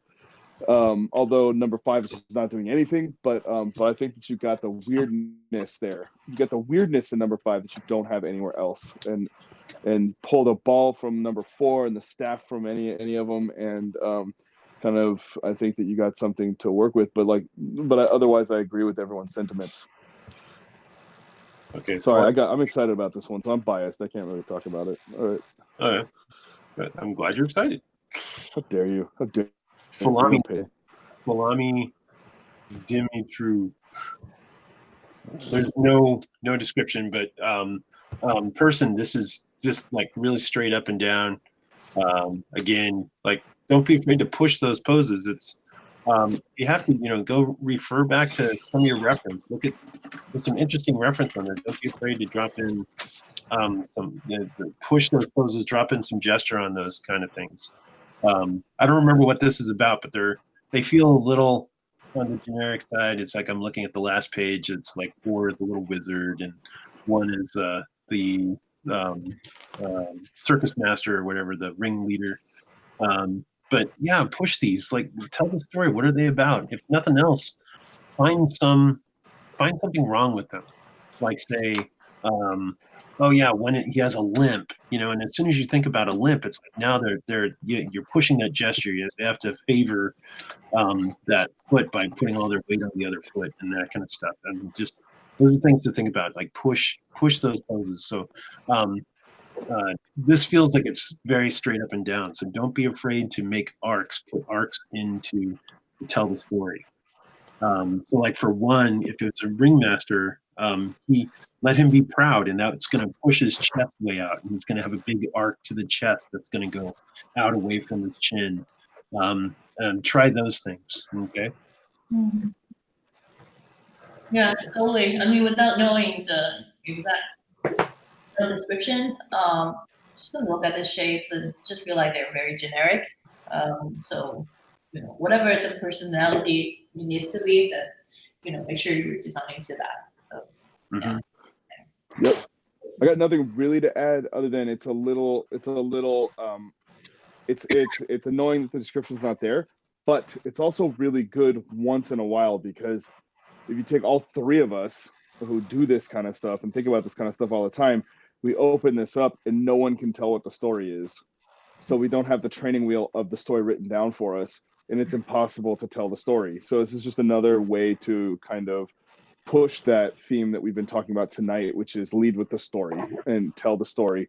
I mean, if you look at A, it could be Jack the Ripper, B could be a dancer, and C could be a Chinese guy, like from the Middle Ages. So it's like, oh man, the disparity between A, B, and C is gigantic. Yeah. So it's really hard to look at those things and then average out one kind of thread. If that makes sense. So I mean, it's just another good example of, guys, lead with the story first, tell the story first.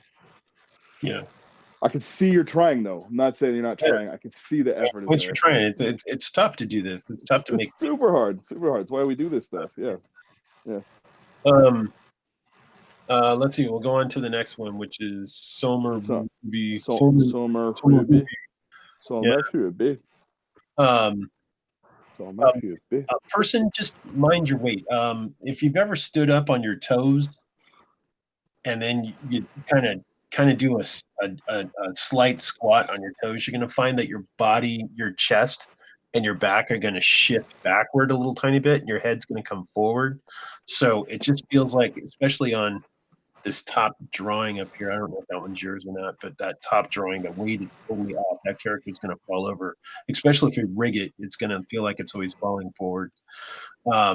I think that's a problem with Zeb from Star Wars Rebels. It always felt like his weight was wrong.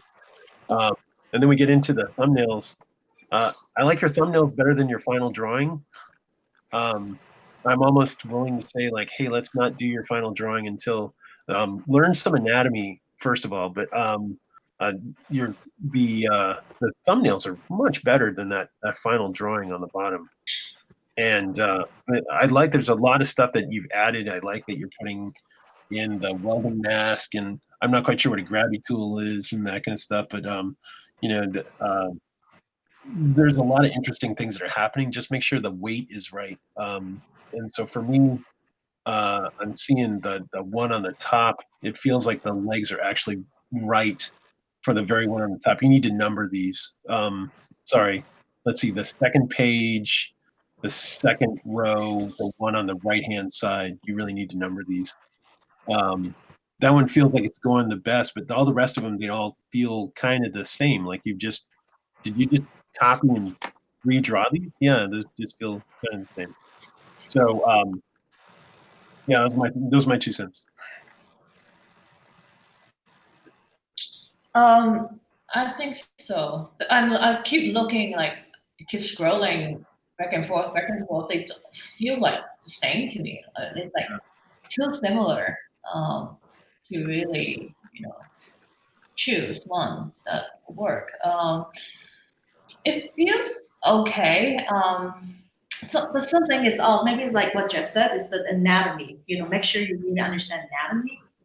It's the thing, like when you try to put, a human with, other legs and the human face, like something's just is off. It's not quite working yet. Yeah. If you have a pet, like a dog, and it can walk on its hind legs, find some video reference of dogs walking on their hind legs, you're going to see that they tend to lean back a little bit further and stuff. So I would recommend you look into that. All right, guys. Oh, sorry. Go ahead. Sorry, Jeff. Sure, you're on.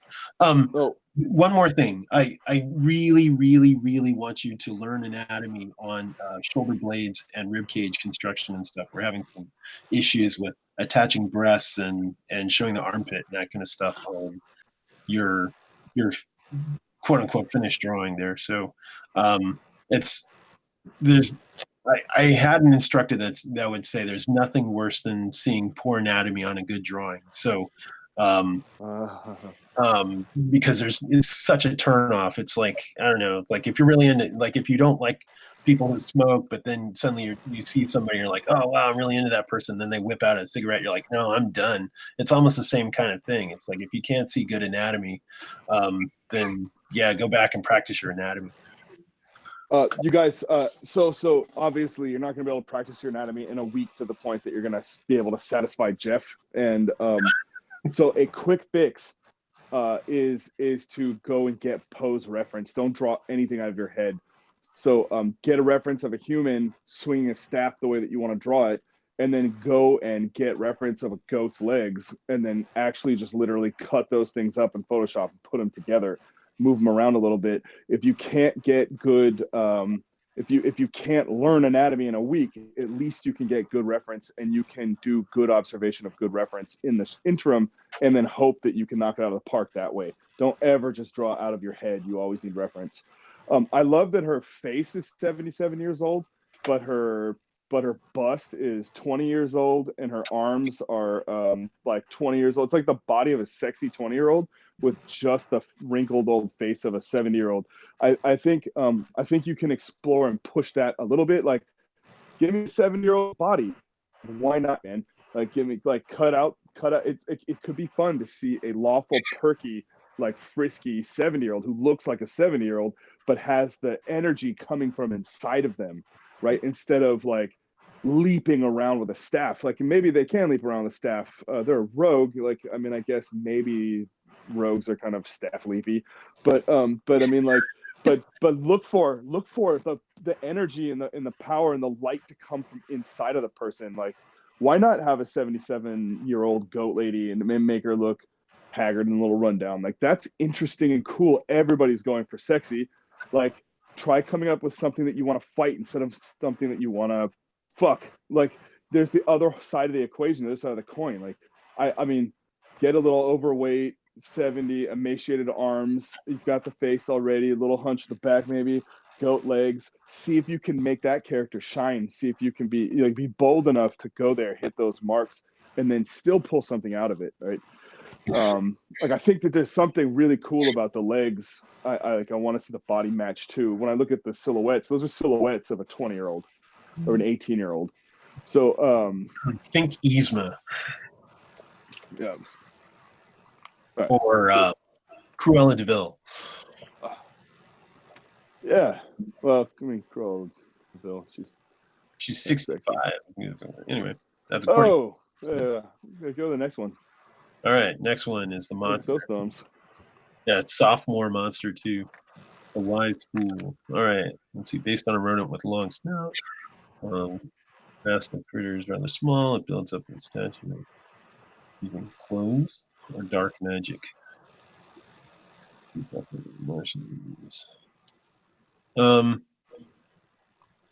These are kind of interesting. I guess I want to see more of the critter in it. I'm really liking 3 for some reason. I like that mouth that's just floating on there. It looks like a big eye, but it looks like a mouth at the same time. I'm not sure what it means by it builds up its stature to look more intimidating by using clothes with dark magic. But I guess I'm not seeing that in here. I want to see like piles of clothes and that kind of stuff. There's some interesting things that are happening. I guess 3 is, but I don't know. It's still, I guess I like 3 because it still has appendages and it still feels like there's some animal to it. Some of it feels a little goopy and I don't know if that's what we're looking for. I think it's just a really interesting reference images that you have. Definitely, feels the reference that this person gathered, it feels like really close to the description. I would say, but to the thumbnail, I'm a little bit confused. Like, what am I looking like? Especially like 5, 6, 7, 8. So I think I'm trying to read this description and just pick something that's like really, really clear. Okay, based on the rodent with a long snout. So that's one thing that you can actually work on, right? But look at your thumbnails, like, and so that's the first thing. I think maybe it's a little bit too abstract right now, too soon. I would really work on some stuff that you can actually get reference on, rodent, back to that anatomy, how does that look like, the long snout, the scale and all those things, and then build on top of it and really go creative, go crazy on top of it.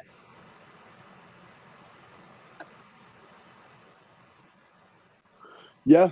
I think the one thing that's saving this for me is that it's talking about it coming from another planet and it's going to another planet and it's really extraplanetary, something about planets. Build up stature look more intimidating. It has taken refuge on a planet which has a massive perpetual carnival that draws some unsavory behind-the-scenes business, which is perfect for their survival. I don't see anything unsavory. I automatically go to lascivious when I think of that, but like a carnival, unsavory, Like I think of like crushed peanuts, wet floor, and lasciviousness, which seems kind of weird. But these guys all feel kind of like extraplanetary from our perspective. Like there's nothing really bipedal-esque. They're kind of really strange. Like if you really want it to resemble a mask, I think number 11 and number 7 are your bets. If you want it to look like an actual terrestrial kind of rodent, then I think you've got like number 3 and number 9. I'd stay away from number 12. It's just like too cool by our standards. I think you could pull off number 7, like number 11, and then more danglies, like from numbers, like pull all the danglies from number 7 and put them on number 11. But it's really looking like a decoration more than it's looking like anything that's living. Like that circle in the middle, like it's got to do something. Is that a mouth or is that an eye? You know, like you got to figure out what those things are. But like, you know, I kind of probably my druthers would mix up 7 and 11 and see how weird you can make it. I think the one thing that's saving it is that it's from another planet. If it was from Earth, I think that you got to start over again. But that extraplanetary thing gives you a little bit of freedom. Number 7's a little too sexy with the long legs, and like I got long sexy legs and 6 arms and you know, a head with some horns. So that's why I'm kind of leaning towards 11, because it's just weird to have a living piece of jewelry, and 11 feels like that living piece of jewelry. Okay, guys, thanks. I don't know how to end it. I just talk till it's done, you know. Yeah. Okay. Well, you talked till it's done. I'm used to filling out 3-hour classes. 1 crit, nice. All right, let's see. I love that Armsy bird up there on the left. Oh, I love the carnival stuff, man. I want to work on the carnival one. Cool. Like Jason Voorhees is sitting in there on the couch. He's like, dude, where did I leave my machete? I forgot my machete. Chaotic insecure. What the hell does that mean? Chaotic insecure. Forest captain, slave, young and prominent fighter. Yeah, I'm looking at these thumbnails, and yeah, this is another one. It's you know, you're given all this really cool stuff, eating most of his snacks before he can sell them, because he was hungry as a slave for so long. But like, where is that? I guess it's starting to show up in number 6. But I'm not seeing the story. I really want to see the story on these things. I think, yeah, and then push it. Don't, you know, maybe the bird thing, you know, give that a shot on a couple of them, but then like try the long mask or something, or try a shorter mask. Try a, you know, like instead of a pointy beak, think of a, you know, because that's more eating insects. Why not eat seeds, or why not eat flesh? So then try different beak designs if you're going to go in that direction. Variations, like at this stage, I think it's more variation the better. The shapes, you know, what kind of bird is that beak, because you know it gives you the information. I think I would start there. I think this at first glance is pretty cute, but then it goes back to like, okay, what am I looking at? Is that really, you know, telling me what the character should be? Not so sure. It's not there yet. So I would go back and really look at some more reference on really birds. You know, what kind of birds? You know, which one would you choose? And sketch them out and try to push different kind of, you know, proportion, the head, the beak, to the body, to the legs, to the claws, etc. Yeah, guys. I think for me, 1 and 2 are the only ones that are kind of getting that idea that this bird is a food vendor. Like I can see that the bird likes the food on 3, 4, 5, and 6, but on number 2 is where I'm starting to like get that this bird actually does something with the food. It's besides just hug it and ice skate with it, like on number 6. But he's a young, prominent fighter. Like, how does this thing fight? Like I think if you've got a young, prominent fighter that is a food vendor that eats all of its food before it can sell it, like hit those 2 things, man. Like, is this bird in the act of fighting, or is this bird in the act of eating? Because it sounds like those are the 2 things this bird does. So those are the 2 things that I would strive to communicate. And you know, like, could it be in repose, like hanging out, leaning against the wall, sword is across his shoulder, he's got one hand on his sword, kind of looking around, always ready to chop something down, with the other hand crushing an insane amount of popcorn into his face and falling down all over the place. Now you've got the lean and the gesture. You've got the arm with the sword up at the ready. You've got the food falling out of the mouth. Maybe his shoulder kiosk thing is down on the ground. Maybe that's what he's leaning on. You know, like you guys need to get pushy with the story, man. Like, not just push the story, but own the story, man. And like here's the deal, and I say this to all my classes, guys. At one point, everyone's going to be able to draw. In this program, everyone's going to be able to draw. It's the thinking and the creativity that's going to separate you guys, right? So and that's in the thinking and the creativity. That's the story. So everyone can draw. This person can draw. These are freaking sweet. Like Stacy said, they're pretty, they're cute, they are. But it's like, it's your creativity that's going to set you apart. 1 and 2 are starting to go there, but they're just not there. I need the rest of the story. The story's not something that should feel like a pain in the ass for you guys. The story is what is going to it's just what the character is. So the character is not a bird. The character is a fighter and a vendor, right? So the character is not a bird. The more time that you spend sitting there thinking about the bird is more time you spent worried about the costume. So, like, you know, it's a fighter, it's a vendor. It's a vendor that can't stop eating its own stuff. That's the story. That's the character. All right, cool. Mm-hmm. Okay, Monster One. Oh, this is really interesting reference. You guys are pulling some great reference. I think the quality is a couple steps ahead of what we've seen before. Yeah, so I mean, I want to compliment you guys at taking. Yeah, well done on the. You know, but that's the other thing is, like, you guys are pulling this great reference, but then it feels like some of you are like, oh, I have to get some reference. So then you pull reference, but it doesn't feel like you're referring to the images that you've pulled. So make sure that you're consistent. You know, like, you know, when we keep saying anatomy and stuff like that, it's like, you know, find those things that will help in terms of your reference, but employ them in your designs. Okay. Now this is more plant-like and insect-like. Yeah.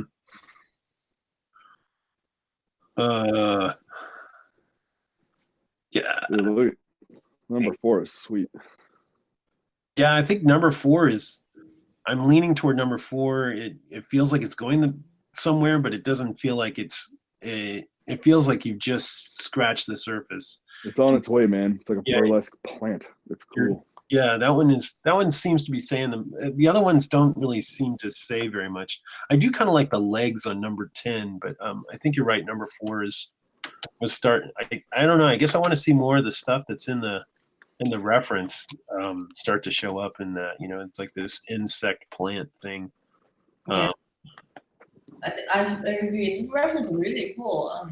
Just can't really see, you know, it's being used properly.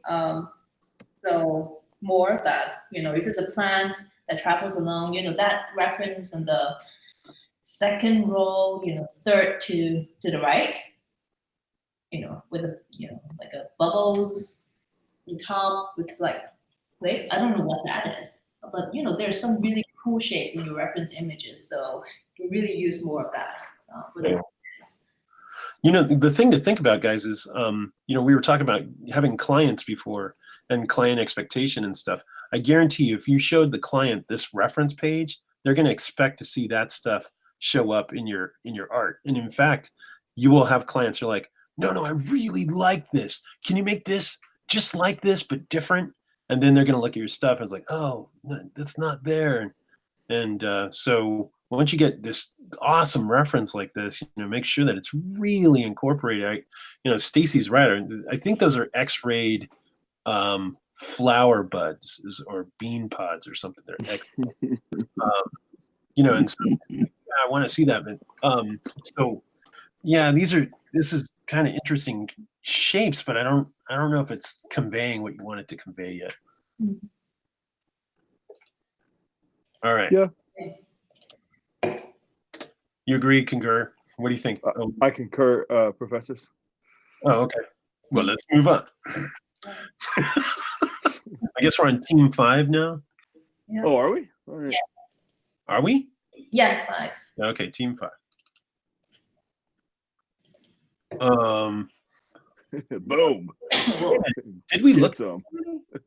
This looks really familiar. This looks like something we looked at already. I think so.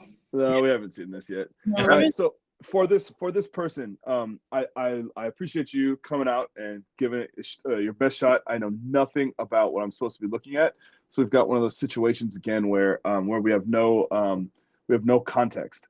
So I can say that 4 looks the most interesting to me because it's doing some weird stuff with his body and it's got a tail. I don't know. You know, it just looks maybe the most interesting.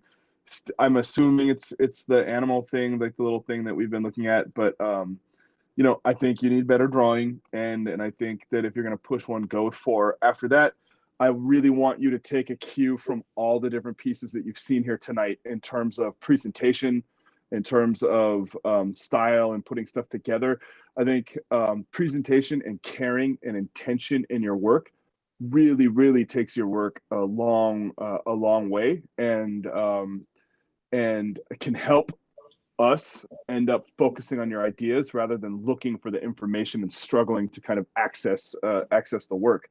So just take a cue from your peers here and know that you've got good examples to look at, and when it comes to just presentation and showing your work well, arranging your work well on the page.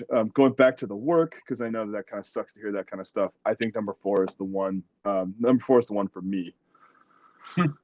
Yeah, it's at least like a balloon animal. It looks like you were at like some child's party and you were pissing off the balloon guy and like make this thing. And the guy's like, fuck, and he like finally just made some crazy thing. You're like, yeah, and you walked away and you put it on your head. So yeah, I guess 4 is going somewhere, but you know, get rid of it's got Mickey feet in the back. I'd get rid of that. Yeah. So reference.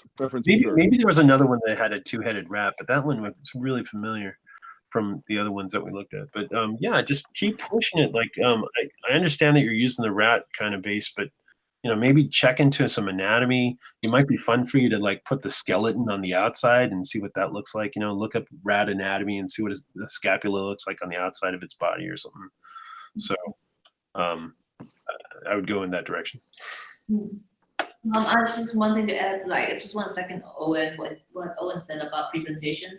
It matters a lot, because I know, you know, we're students here, you know, we're learning, but just remember, you know, start taking your work very seriously, because it shows how much you care, and that goes a long way. If you're out there working, when you show your work like this, nothing, no notes, no context, you know, your director comes here, they're not gonna look at it. They're just gonna move on. So make sure you present your work well. Yeah, and like this is a good place to hear that, because going forward, you're not going to ever do that in class again, and now you know. So it's a good, safe place to learn that.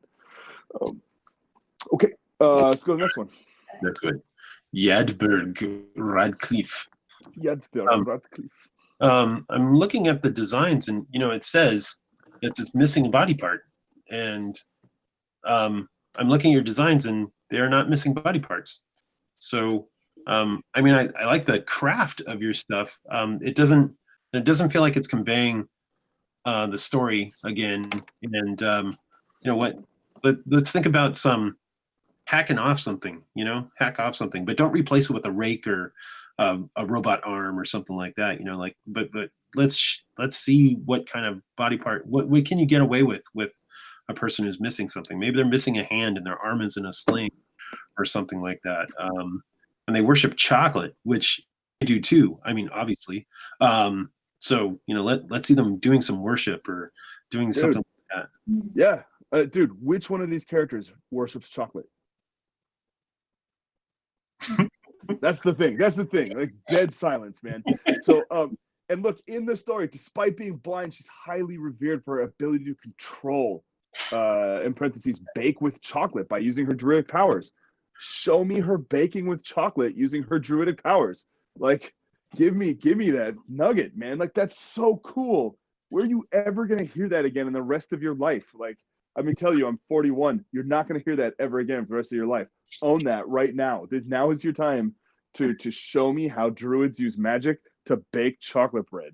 Like, this is it, man. That's the creativity, and make it happen. I want some fucking druidic chocolate bread now, man. Because I worship chocolate, man. Hell. I agree. I mean, dude, me too, and you can see it on me right in front of my stomach.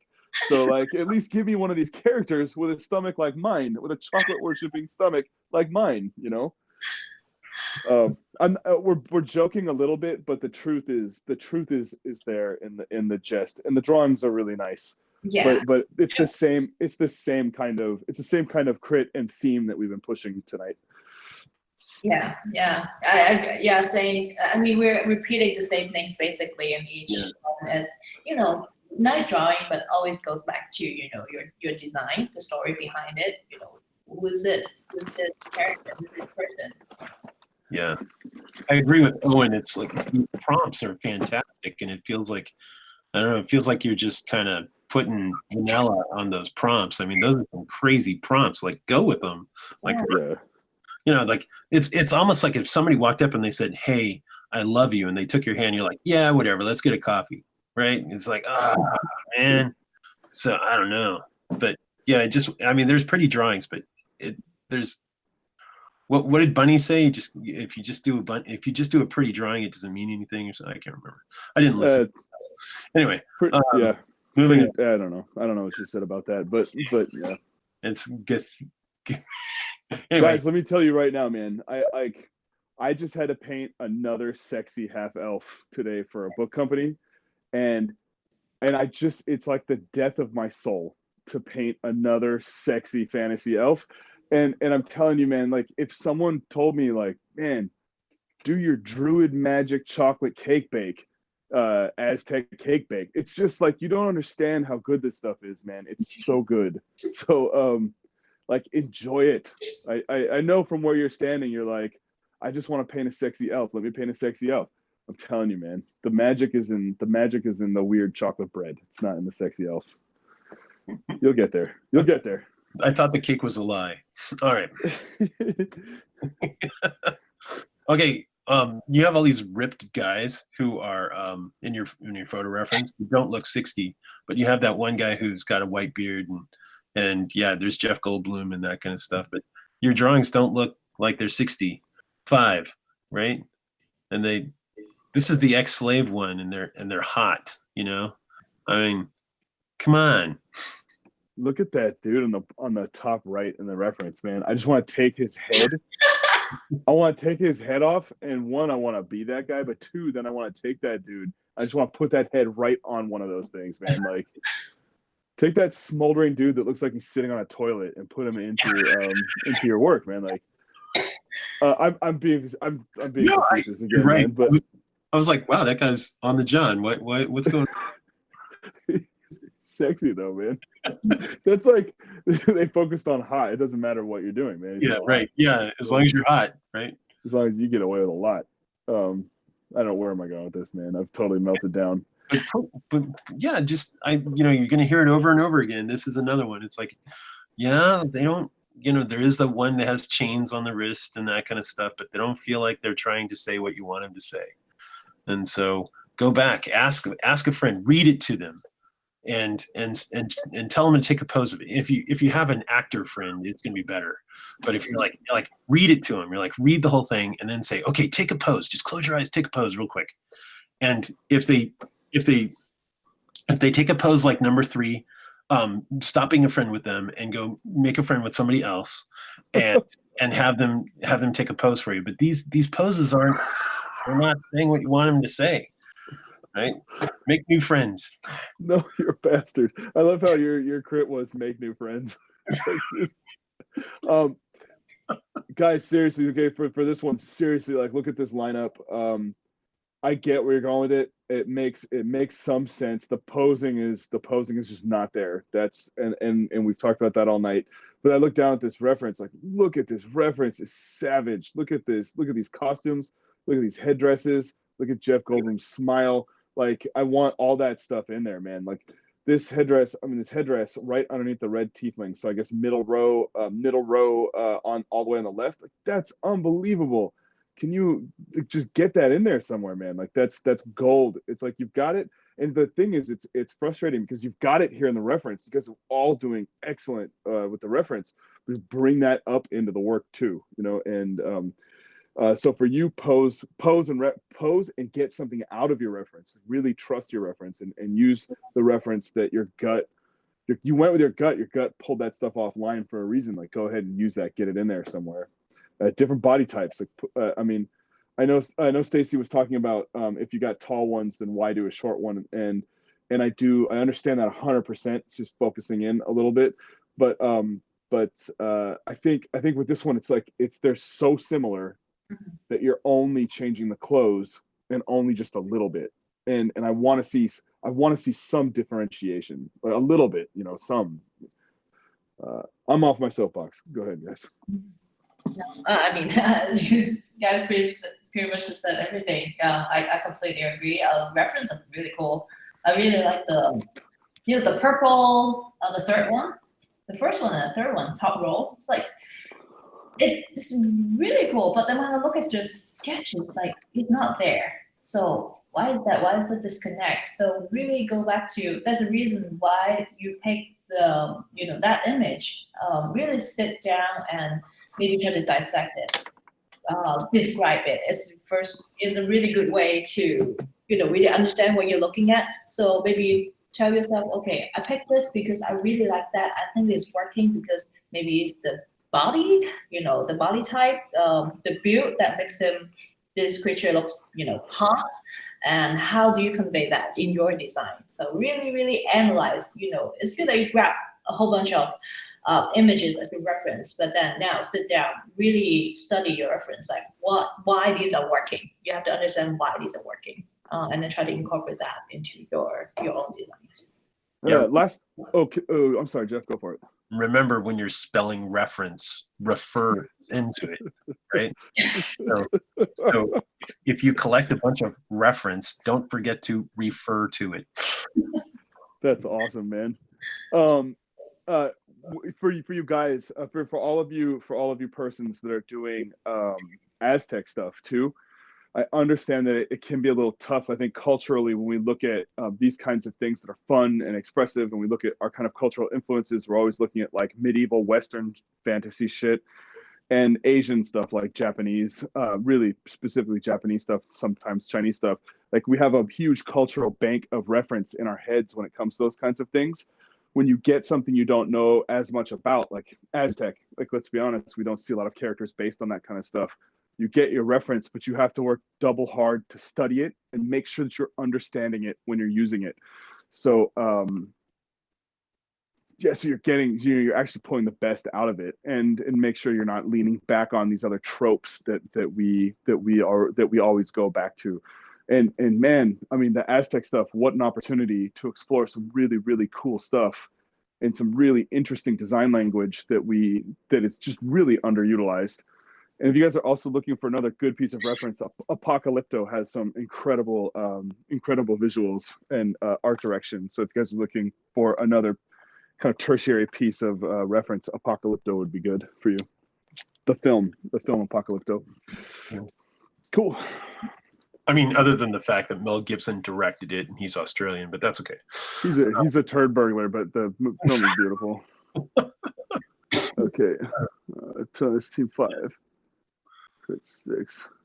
All right, here we are, team 6. Is it 11 o'clock? Yeah. You guys. Dang. All right, let's see. What do we got? Oh, this is better. Oh, that's pretty cool. I like these thumbnails on here. I should have looked at this sooner. Wow, I'm digging 17. 17 is doing stuff for me. But yeah, they're Wander, 65, they're Next Slave, and they're hot. A chaotic weirdo. What does that mean?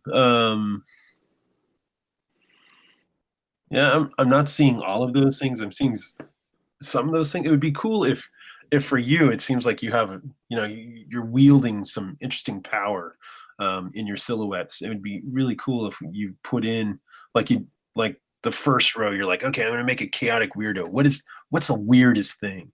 And then the next row you go like, okay, they're like a wanderer, and what's a wanderer look like? And then the next row you're like, okay, and they practice diligence, but then they indulge in wrath. And then once you get those out, if you get those main points out, then look again, and it's like, how can I incorporate row 1 and row 2 and row 3, something from all those rows, and incorporate it, and you'll start getting that blend that's going to happen in there. And I think that's going to be useful for you. And it feels like some of these, it's just like, oh, I like the idea of spikes, so I'm just going to put a lot of spiky things on there, but they don't feel like they're conveying everything that you want to convey. There's some really interesting images in here, but again, I'm not seeing everything. I guess E would be my favorite on the very bottom.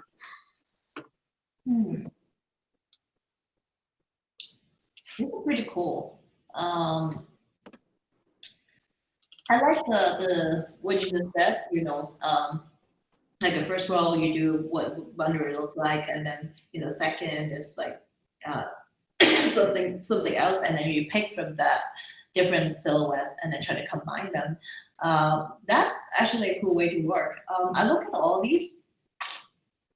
I'm drawn to E or I like F2. I think they all have potential, but then I think not one of them actually is strong enough to say everything. It doesn't have everything that this character should have. Like they have something, and then the other one has something. So how can you pick those elements and then put them together and then make it stronger? I think that would be the thing. Yeah, I'll keep this super fast. I'm definitely catching Wanderer hot. I'm not so sure about 65. I'm definitely out. So I'm getting strong notes of Wanderer. I'm getting very little of hot, and then what was the other one? Wrath and Ex-Slave is basically gone for me. So nothing is doing everything, like Stacy said. I think that the problem for this person is so here. Look, the craft. Gorgeous. This person can obviously draw and work. Okay. The storytelling is right. It's okay. So I think that you're getting close. I think it's easy to get seduced by how nice the drawings are. I think that you're going to be the kind of person that gets away with stuff because the drawings are nice, and it'll be easy to kind of gravitate towards the nice drawings and then kind of give you a pass on the story. So I would look for the story. Weirdly enough, I like 8 better. 8 becomes A, and you're missing the kind of beefiness of the tail and the beefiness of the boots, which I find to be really interesting shape design on 8. And when you come to A, you just kind of play it safe and beef and so I would like to see you develop A, and maybe E feels very much like A, and steer away from just the normal kind of sexy chick thing that's happening in some of these, and go for the hotness in some other way. Nice reference, nice stuff, great drawing, okay design. Yeah. Yeah. E, go with E. The A looks like he's wearing like socks. He's just like got home from work and he tore off his shoes and he's just walking around in his like big wool socks or something. I love the weirdness of those thin legs and those giant boots, man. Yeah. Give me a 65-year-old with thin legs and giant boots any day. All right. Yeah, that says hot to me. Okay, person, I want you to look at how everybody else is setting up their stuff for Jedburgh Radcliffe, and take a note of how all the other stuff looks. This is just scanned sketchbook stuff, so which isn't bad, but at the same time, it's okay. Well, let's nail it down. Let's try and get a little bit more professional in here. I know this is you're in break and you'd rather watch The Mandalorian, and do that kind of stuff. But let's think about professionalism. It's really hard to crit this. I think for me, I want you to go further with the designs. Maybe it's saying a 16-year-old, but it's not saying all the other stuff. And you have notes in here that say it has a plant arm. It's like, where's the plant arm come from? How is it growing out of her? I want to see that. I want to see how, I don't want to just see a little drawing of a simple plant. I want to see how it's growing up out of her rib cage and what the plant looks like. What kind of plant is it? Is it an ivy? Is it vines? Is it a redwood? Is, that kind of stuff. I want to see that kind of thing. The rest of it, I think there's some interesting stuff going on, but it feels like you've locked yourself into a style already, and I think that's a bad choice. I think you're not giving yourself enough opportunity to really go out and explore. In fact, the thing that's more interesting is this little cat doodle that's over there. It's like, why can't it be a little cat? I want to see that. So I want you to expand your horizons a little bit. It feels like I'm 13 years old and I've locked myself into a style and I'm not going to learn anything now. So go ahead and keep pushing where it goes. It doesn't have to look like what you're comfortable with. If you get out of a comfort zone, you'll learn more. Okay. And so that's what I feel on that one. I agree with everything Jeff says. I think you got to scan it. Once you scan your stuff in, you got to make a presentation. Don't be afraid to lose stuff. Only keep your best stuff. A chain is only as strong as its weakest link. On the last page, there's like a wispy doodle that's really unrealized. On the page up above it, there's just kind of a drawing of breasts. like there's stuff that you can just cut out. We talked about going back and looking at what your peers are doing and taking a cue from them. Nobody is right or wrong. They're just people that look like they care more and have it together better. That's all. It's like efficiency and caring, and you'll get there. Cool. Yeah. I mean, I agree with everything you guys said. It's just really hard to create. So when you show something and you want feedback, at work or at school, just make sure you give the information for that person to, so that they can actually say something about it. Because when I look at this, like, I just not really sure what to say. These are just like sketchbook drawings and not even, about designing the characters. So, and I understand, you did your best, you scanned the pages, put this together, but just remember next time in the future, make sure you at least just save maybe a few hours, half a day, to do this if you want to show your work, because it matters. Yep. And I really encourage you not to take this negatively and get upset and get discouraged. Take a deep breath, tell us to fuck off, and go down and show us what you can do, right? Yeah. And go and kick ass. That's the right response. Yeah, so go do it. Go and kick ass. I want you to walk away from this pissed off, but then come back and say, look, this is what I can really do. Fuck yeah, do it. That's what I got this. Okay, same with Follow-Me Dumitru. More. Just give me more. There's not enough here I don't feel like we're there yet. Just give me more. You need to, like, if you're thinking that 25 gestures is enough and then you can come up with 4 designs from that 25 gestures, I want you to do 500 gestures and then come up with 100 and then narrow it down from there. There's just not enough here. Yep. Yeah, totally. I look at this like, oh wait, this is it? I want to see more. I want to see more. Then I can really look at it and say, oh, this is better. Oh, this is not working. Okay, how about this? And how about combine with the other one? Right now it's just not enough. Yeah, I think we're at the point also where everything that we've said about all of these pieces very comfortably applies to what we're looking at now as well. Like, yeah. Okay. All right. Okay, Monster 2.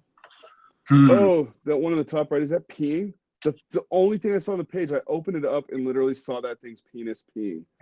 That is crazy, man. I'm gonna say one thing. I don't know how. I don't know if you guys. It seems like everyone's working the same way with silhouettes and silhouette design first, and I don't know. Like, that's not the way that we were taught to do it when I came through the program. So I think it's efficient. It's really nice. I'm gonna say honestly, it's hard to understand sometimes. And if you guys can knock out really good silhouettes, bitchin'.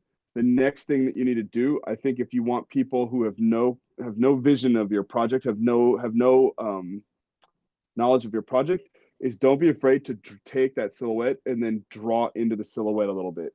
A few people have done it, but you can make your silhouette, spend 10 minutes drawing right into your silhouette. You won't ruin it. Don't erase it out. Just draw right into it.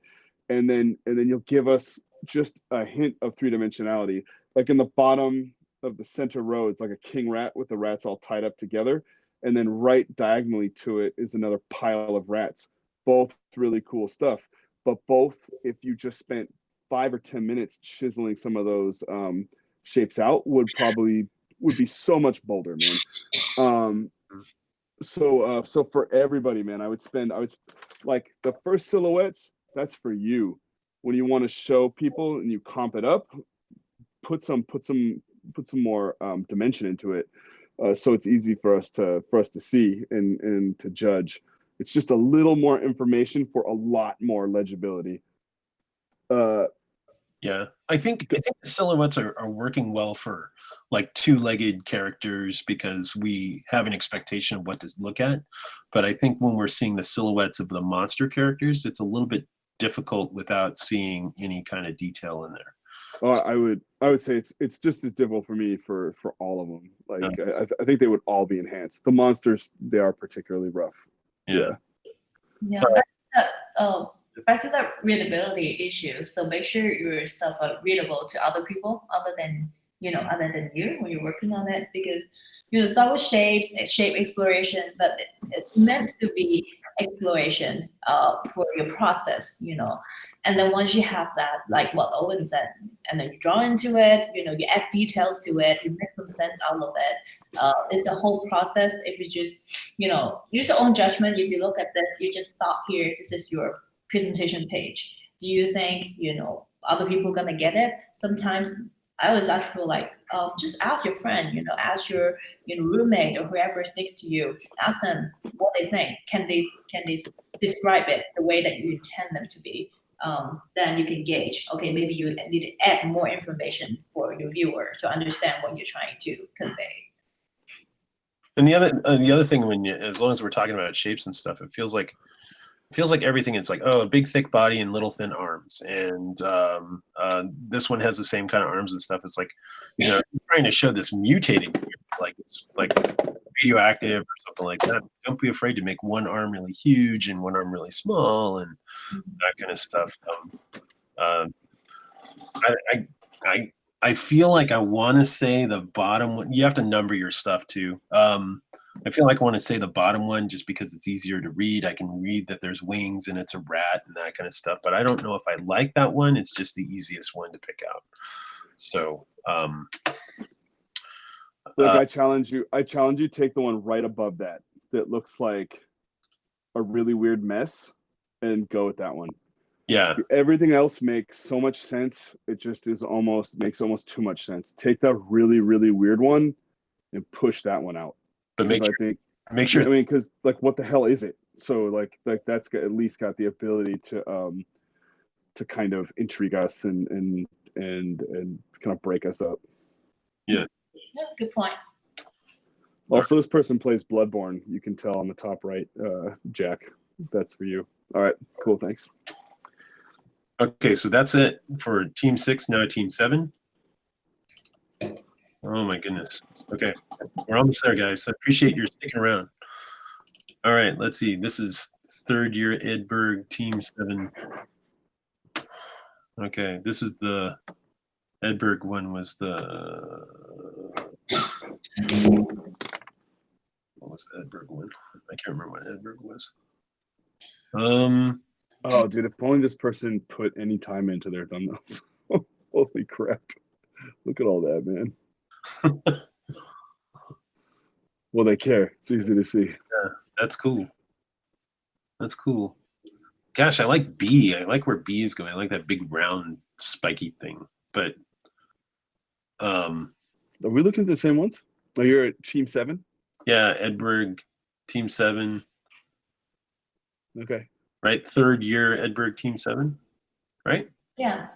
Okay, cool. There's no description. It just says Edberg Ratcliffe. And then it says third year, and there's like 64,000 thumbnails that are in here, and then there's the last page is reference from Game of Thrones, right?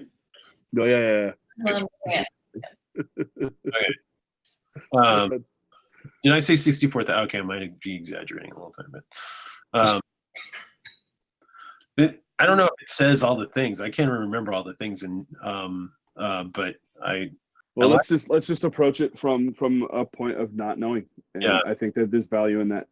I'm inclined to like B, mainly because I think I like that staff a lot, but I like where that's going. I'll leave it for your call. Stacy, you got a strong feeling? I like A. A is speaking to me. But I It actually has more of a gesture. You're right. It has more of a gesture. yeah. What about you, Owen? Okay, guys. So I have a couple things to say. I'll say it really fast. I like A and B in the sense that they both read like very heavy set women to me. It's extremely exciting to me after looking at a night of 12-year-old boys and really sexy chicks. So to see a really different body type is really exciting for me. So I'd go A or B for sure. I am in love with the idea of the floating arms that are always doing different things on D. So, and I see no reason why you could not bring that design element into the A or B. And I want to know more about the rings on C. Now, can I tell a clear story from these things? Absolutely not. But I think that this person is strong enough that they will pick that up. One procedural thing or one formal thing. The first page of 40 thumbnails. I high five you through the internet for doing it. Boom, high five. But I don't think you need to show us those. Those are personal enough that they are yours. I do see that you hit things like 16, 17, 18, and then got up to that concept of A and B. So that's great that that stuff worked. I think for us, show us the second page of 1 through 22. Excellent work. Easy to see that you care. Easy to see that you're putting the time into it. If you care, we care. You know, so on and so forth. So I would. That's what I'm thinking, man. I don't see anything in D that I like except the arms. I want to bring those arms over to A and B. I want to understand the circles on C. I don't get them. Maybe you can bring them back in. Looks like you've got some kind of circular motif running through them. I don't know if you want to lose it completely. It might get cluttered with floating arms and circles. But I would go floating arms. For me, for my money, that's really interesting. So heavy set woman, floating arms, and hula hoops. You know, like who knew? But that's kind of cool. Like there's some cool stuff happening there.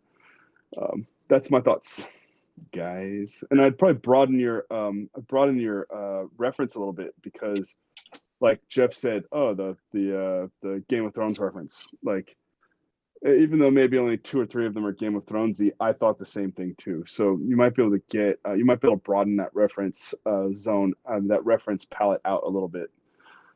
Cool, nice work. It is nice work. All right, let's see. The next one is Follow Me. You know, same thing with the gestures. It's like I like 2 and I like 4 just because there's some interesting stuff going on, but they don't say all of the things that are on the list. Okay, I don't quite know what neutral freaky is. I guess I don't know what any of those are, but it doesn't seem like it's civil servant. I guess it could be civil servant, but at the same time, it doesn't feel like there's charity and the trigger happy. And, you know, I want to see those things in there. So I guess if I had to choose, I would take 2 or 4. I have to say, like you said, neutral freaky. What does that mean? Because after reviewing all the work, this because all these decisions are like randomly generated, right? Sometimes it can be fun. Sometimes it just makes the job very difficult. Because it just has to make some sense. So I would, in cases like this, I would just pick the keywords that makes most sense and then use those. because I keep thinking, if I have to do this, how would I do it? Some of the things are just like a bit too random. But anyways, looking at this page, yeah, based on the post, 1 or 2 has the most personality. I think I would take those as the most potential. Take it to the next round and develop further. Yeah. All I want to say is neutral, freaky, and all the references priests. So, going somewhere. You got something to say about priests. That joke didn't play. I personally like number 5 myself because I like the costume and the shapes, but I agree that the personality is in 1 and 2. So I mean, I like the shape design on number 5, if that matters to anybody. That's kind of where I'm at. Okay. Also, for your silhouettes, once you scan them in, color right on top of them, and make them uniform. Control L and then push the middle slider around so that they become opaque, and then you can erase out the lines and stuff. There's tricks on Photoshop. Ask an upperclassman to teach you a couple, so you don't have as much work to do for presentation.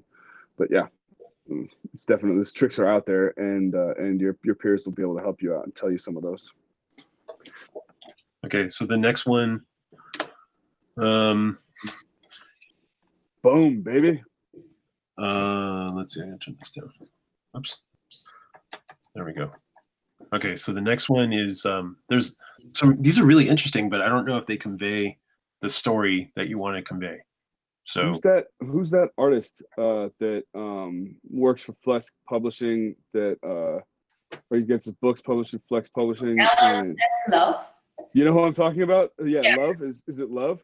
Yeah. Like these like, especially like 13, 14, like these are like pure Mr. Love. Yeah. Which is kind of intriguing. Like, you might want to be careful plowing so deeply into someone else's style, but I'm not really getting those feelings from that stuff.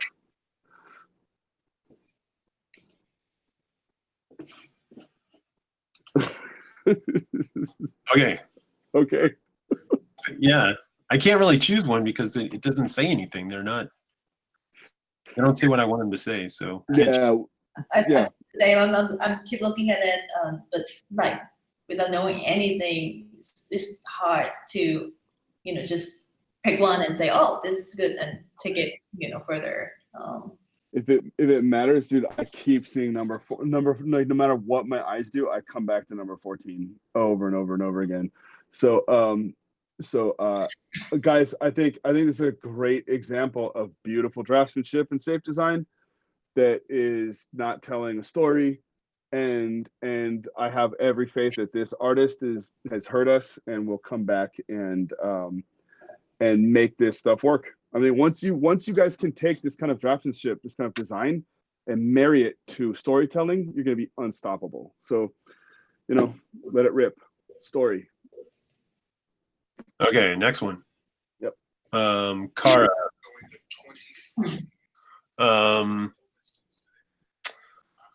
Let's see.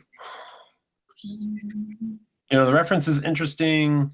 I think the most interesting one in the reference is the one in the lower right. It has that basket on there and that kind of stuff. And besides, she looks like she's pissed. She's like, "What are you taking a picture of me for?" or something. But then I'm not seeing any of the things that you're looking for in these images. So, I mean, it's not coming across as a witch. It might just be a hat. I can't tell an age on there and that kind of stuff. So, I think, yeah, maybe, look, it's a 61-year-old female, and then all the females that you have in there, except for the last 2 images, they are definitely younger than 61 years old. So let's do this right and get some reference that actually will benefit you. I think you're going the right direction, but spend more time looking at the one on the right, on the bottom right, but then refer to your reference, tell that story through your thumbnails. So I just want to see you push it a little bit further. Hey, number E isn't killing me. I can see that they're trying to tell a story there. I'm not exactly sure what it is, but it's emerging. And if you had the character H like Jeff likes, and you start to put a story in there like E, it's just like one step more than a pose, and it's giving us that much more information. Like, I know how this person sits. I know that they're messing around with the mushrooms and doing stuff. I don't know what, but you know, like there's something starting to happen there, and that's becoming that one's the most interesting to me because just something is happening. I look at it, all I get is like, oh, some kind of a witch. So at least I get that. But I was looking at the description. There's one thing that says half elf, human. So that's something that could be really cool, but I'm not seeing any of those. So I would play that up. It's gonna make it, more unique. And that, that attribute. Booyaka. All right. All right. All right, monsters. Oh, look at this reference. Cool. Oh, there's some cool stuff in there. There is. Oh, this is cool. Yeah.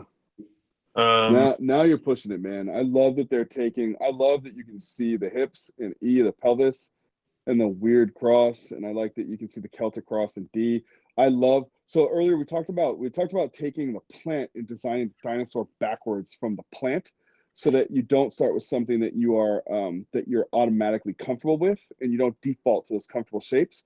In this set of thumbnails, I'm really excited when I see E and when I see D, and maybe D is just a little too literal, but that direction is freaking sweet, man. And I, like, if you're thinking of the cross as being like the shell of a crab and it's living inside the cross, and the cross has got like moss and weird shit growing on it, man, you're starting to come up with something that's really cool.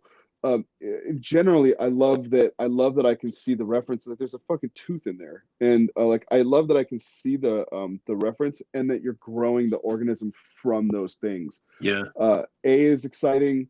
D is exciting. E is really, really weird. I would be careful with your shape language. So if you're gonna go with toadstools and mushrooms and stuff, some are big, some are small, some are densely cluttered, some are wide. And, like, play around with your variety. That's just a formal consideration. But man, A, D, E are all awesome. I'd stay away from the skull because it's like everyone and their mother is going to do a skull. I like the sacrum on there. I like I like that it's a sacrum. Yeah, this is great. It's a great example of designing from the other direction and coming back into the living thing instead of going the other way around. So nice. It's exciting to see that thinking in the work. For me, in my opinion. No, I agree. I think what I like about this page is how readable they are. Yeah. You can tell right away, the skull and what parts they're using for the sketch, and even perspective-wise, it's really readable. So I think great job on that. How you use like big shapes, medium shapes, and then small shapes, like the fine details. Very interesting. I actually, for some reason, I really like N. There's something about it. Because it's a sacrum. I think it's just like really cool. So that's my favorite. Why did everyone laugh at sacrum? Like, sacrums are hilarious. One last thing I want to point out about this page, which I love this page. I hate O, and only because this is a good example for anybody who's still here listening. This is a good example of that's the most basic one that everyone's gonna do. It's like that little creature that looks exactly like every little creature that is like little demon dude, and it's so stereotypical. It's like, ugh, I've seen it 2 jillion times. Who cares? And it's why the rest of the page is so refreshing. I don't like O and I don't like H, and H is not as bad as O for me, but O is just like, I want to take O off the page and then not have O on the page anymore. I don't mind O is there, but I don't think you should use O. I mean, I'm glad it's there. That's fair. Yeah, I'm glad it's there, but I agree with you that it shouldn't be used. But you know, I think it's great that it's there in the sense that it makes everything else look much better. Yeah, that's what it is. Yeah. Cool. All right. Well, it's a nice pitching, page. Man. That's so a nice all of us on figuring out what.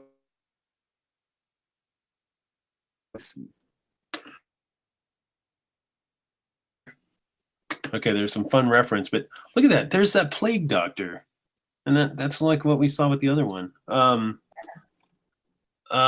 I don't know. I think you could go deeper with your reference. Like, find some reference. Like, 3 moles on there, and like, but there's so many different kinds of moles. There's the star-nosed mole, and there's all those different moles.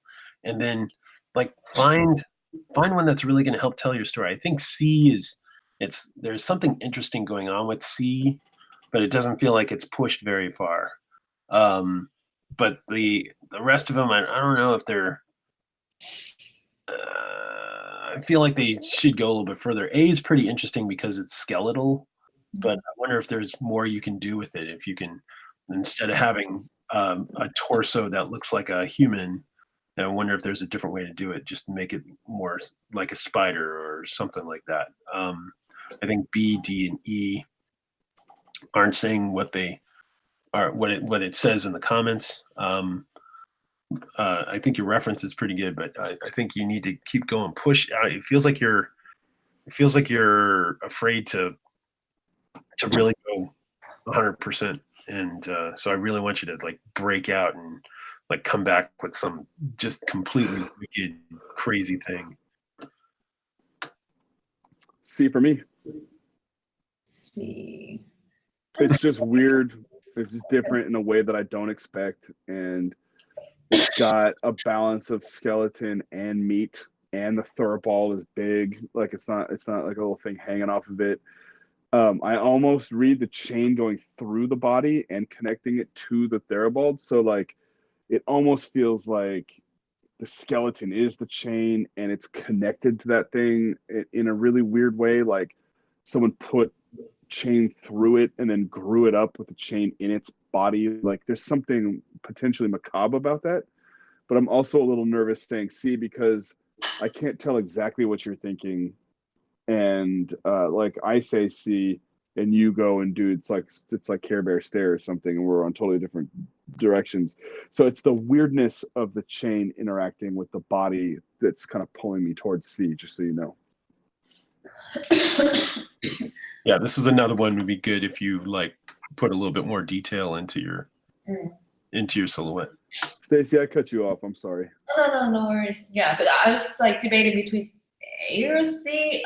But I think what Jeff just said is like put a little bit more details. It's like almost feels like you're starting and then you stop. Like before you present, maybe just go a little bit further, even for your initial phase. Because right now it's just not enough, right? But just based on what I see here, it's either A or C, definitely. So has the most potential, those two. AOC, heyo. Okay. Okay, the last one is Somer Hubi. Somer Hubi.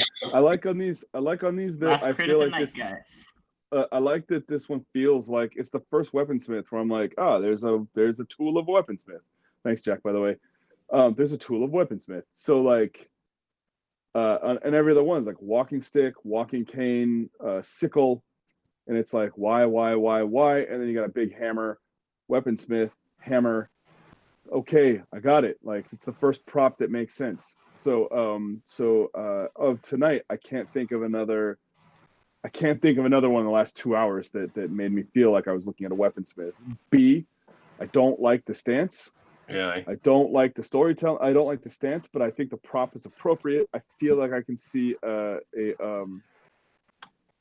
hell do you call it? An apron? It feels like it's got some of the correct props, and it's leaning me in that direction. Plus, she feels like she's 77. She does not feel perky, but that's okay. You're hitting like 4 out of 5. So for me, it's got to be B because it's just it's communicating that thing to me closer.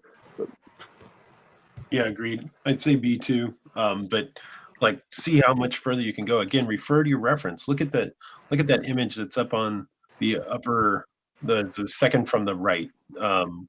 She's got a rifle. She's got all this stuff going on and stuff. But she's too young, and she's entirely too happy. But I think if we incorporated more into, it feels like it needs more to help sell it. But the hammer's good. Feels like the hammer's a little too tall. So I feel like, where are the tongs? Why can't she be by a hearth or an anvil or something like that? So we can see that a little bit more clearly. I'm totally with you guys. Me, definitely. I look at it. It's like 77-year-old Webster Smith. Like that one really stands out. Yeah, I definitely choose that. All right. Hey guys, do you mind if I say a couple things really quick in general? Is it okay? Yeah, and All right. we have a few questions. Yeah, no problem. All right, let me make one comment really fast. First, number your shit, guys. Number your shit. 2, give us more than just This on the silhouette. prep stream. I'm sorry? Oh, I did a prep stream where I told them all the first thing I said was number your stuff. I also said it. It was in the I'm presentation. sure you guys did, man. But here, I wanna say one thing really quick. When I was taking this class with Courtney, and he kept on telling us to make poses, and I was like, Jesus, dude, like people don't stand up in these poses all the time, and it was like, how far do you have to push it? Well, guys, you have to push that story far enough so that it's obvious to a person who is not in on the story. Okay, so the reason why you push those poses is to tell the story. So posing is just acting. Acting is telling the story, and telling the story is engaging for the viewer. There's a reason why we tell you to do this, even though it might sound like a broken record, it might sound like it's too much. Ultimately, you are doing this to engage the viewer and make a relatable experience. You cannot push story too much. It really needs to come through, and I think that's the theme of the night, and that's the one thing I really want you guys to take away. But the quality, man, so much better than I think any year that we've ever done it. Yeah. So that's really coming through, and I really give you guys a slap on the back for putting the kind of work and care into it that I think it deserves. So good job there. Awesome. Pats on the back, done. Guys. All right. Well, just to finish this stream, we have a few questions. The first one is, how would you suggest? You mentioned like someone had a half elf character. What would you suggest for them to do in their physicality to like better portray that they are half elf? I don't know. I think it comes down to what you think an elf is. Is an elf small with pointy ears and long legs? Is an elf tall like Lord of the Rings? It depends on what you expect an elf to be like. If not that, then think of their costume. What kind of costume? What makes an elf different than a human? I mean, all of you guys are watching The Witcher right now, and you can see that the only thing that's separating the elves from the humans is their pointy ears. I was a little disappointed by that personally. Dude, a D&D half elf is classically just like a blonde human with pointy ears. It's really like a tropey. Yeah. Yeah. Then what else is an elf? There's fairies and there's goblins and all those different things that could be considered an elf. So like what's an elf to you, and then try to put that in there. I don't think it means solely the most beautiful Lord of the Rings blonde hair tall person. It can be something completely different, and then and again, you're pushing your boundaries. If you're concerned as to what an elf is, then look up in different mythologies. Look up Japanese mythology. Look up Indian mythology. Look up Sexy doctor. What they say for different types of mythologies and descriptions therein. All right. And then the next question is my question. And I'd like to know if you guys have any suggestions for when you're gathering reference and you're pulling from that reference, what do you do when you notice that your stuff is starting to look more like art out of a historical textbook than concept art for a character design? It depends on what you're looking for. I mean, if some of these are specific, it's like a carnival, so like that kind of stuff. Yeah, a carnival. One of them is it's what is it? 80s. No, I can't remember what it said, but it was something about. Hold on a second, I can pull up the image. It was like a steampunk from the 1920s or 1900s. So that's where you start. You have to pull in those images, but then that's where you start to, you say, okay, well, this is, what if I start to incorporate some more fantastical imagery or that sort of thing? To me, it seems, I used to look for animal reference, and so I would look a lot for animals, but then, I found, oh, okay, well then I want this tiger to be looking off in a certain direction. I couldn't find that reference, so that's when I had to start thinking of different ways to convey that reference information. So you really have to hit right away. You have to start looking for like 77-year-olds. You have to look up 77-year-olds and be really specific. But then where it starts to get different is a weaponsmith. Do they do swords? Do they make like pistols? What kind of weaponsmith is it? And that's where you get the chance to start to think about that. But when you're thinking of words like lawful perky, I don't even know what to make for reference for that. So I just keep thinking someone's like pinching someone's ass, like every time I hear that. But let me answer your question in a slightly different way. I think sometimes the project demands will be clear, and you'll just have to meet them. So your project will determine the kind of style you're looking for. So when you ask a question like, how do I tell when it's not like if it's becoming too much like a historical thing or it's not stylized enough, I think that's the kind of problem you're having because you're not working on a defined project with a defined art director who's setting the demands. So like that stuff will just probably early on, you don't get to make those kinds of decisions, and like I just got a 10-piece commission for a book company, and I'm doing like this literal thing that you guys are doing, and I did a half elf apothecary today, and it was like I just didn't get to make a lot of decisions because they have a style key that I have to hit, and like it just never occurred to me, do I look too much like a historical drawing or too much like a stylized drawing, because those things were just kind of set for me. And I'd have to worry about, does it look like it belongs to the world that they are creating and to the kind of art and style keys that they are using. So like I don't think that you'll have to worry about that kind of stuff too much. Later on, people might want you for your personal style, and if that's the case, like you follow your heart.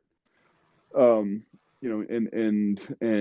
as long as you maintain consistency and everything fits the project, I think you're fine. So I think fitting the project is a really important one, and that goes right back to telling the story. So like, who cares if it looks too much like a historical piece? That's probably fine. Does it communicate and tell the story? Yeah, so who cares? I mean, does that make sense? Yeah, it does. Thank you. Yeah, okay. Yeah. So I have one more question. Sorry, I have another question after Jack. We'll get to.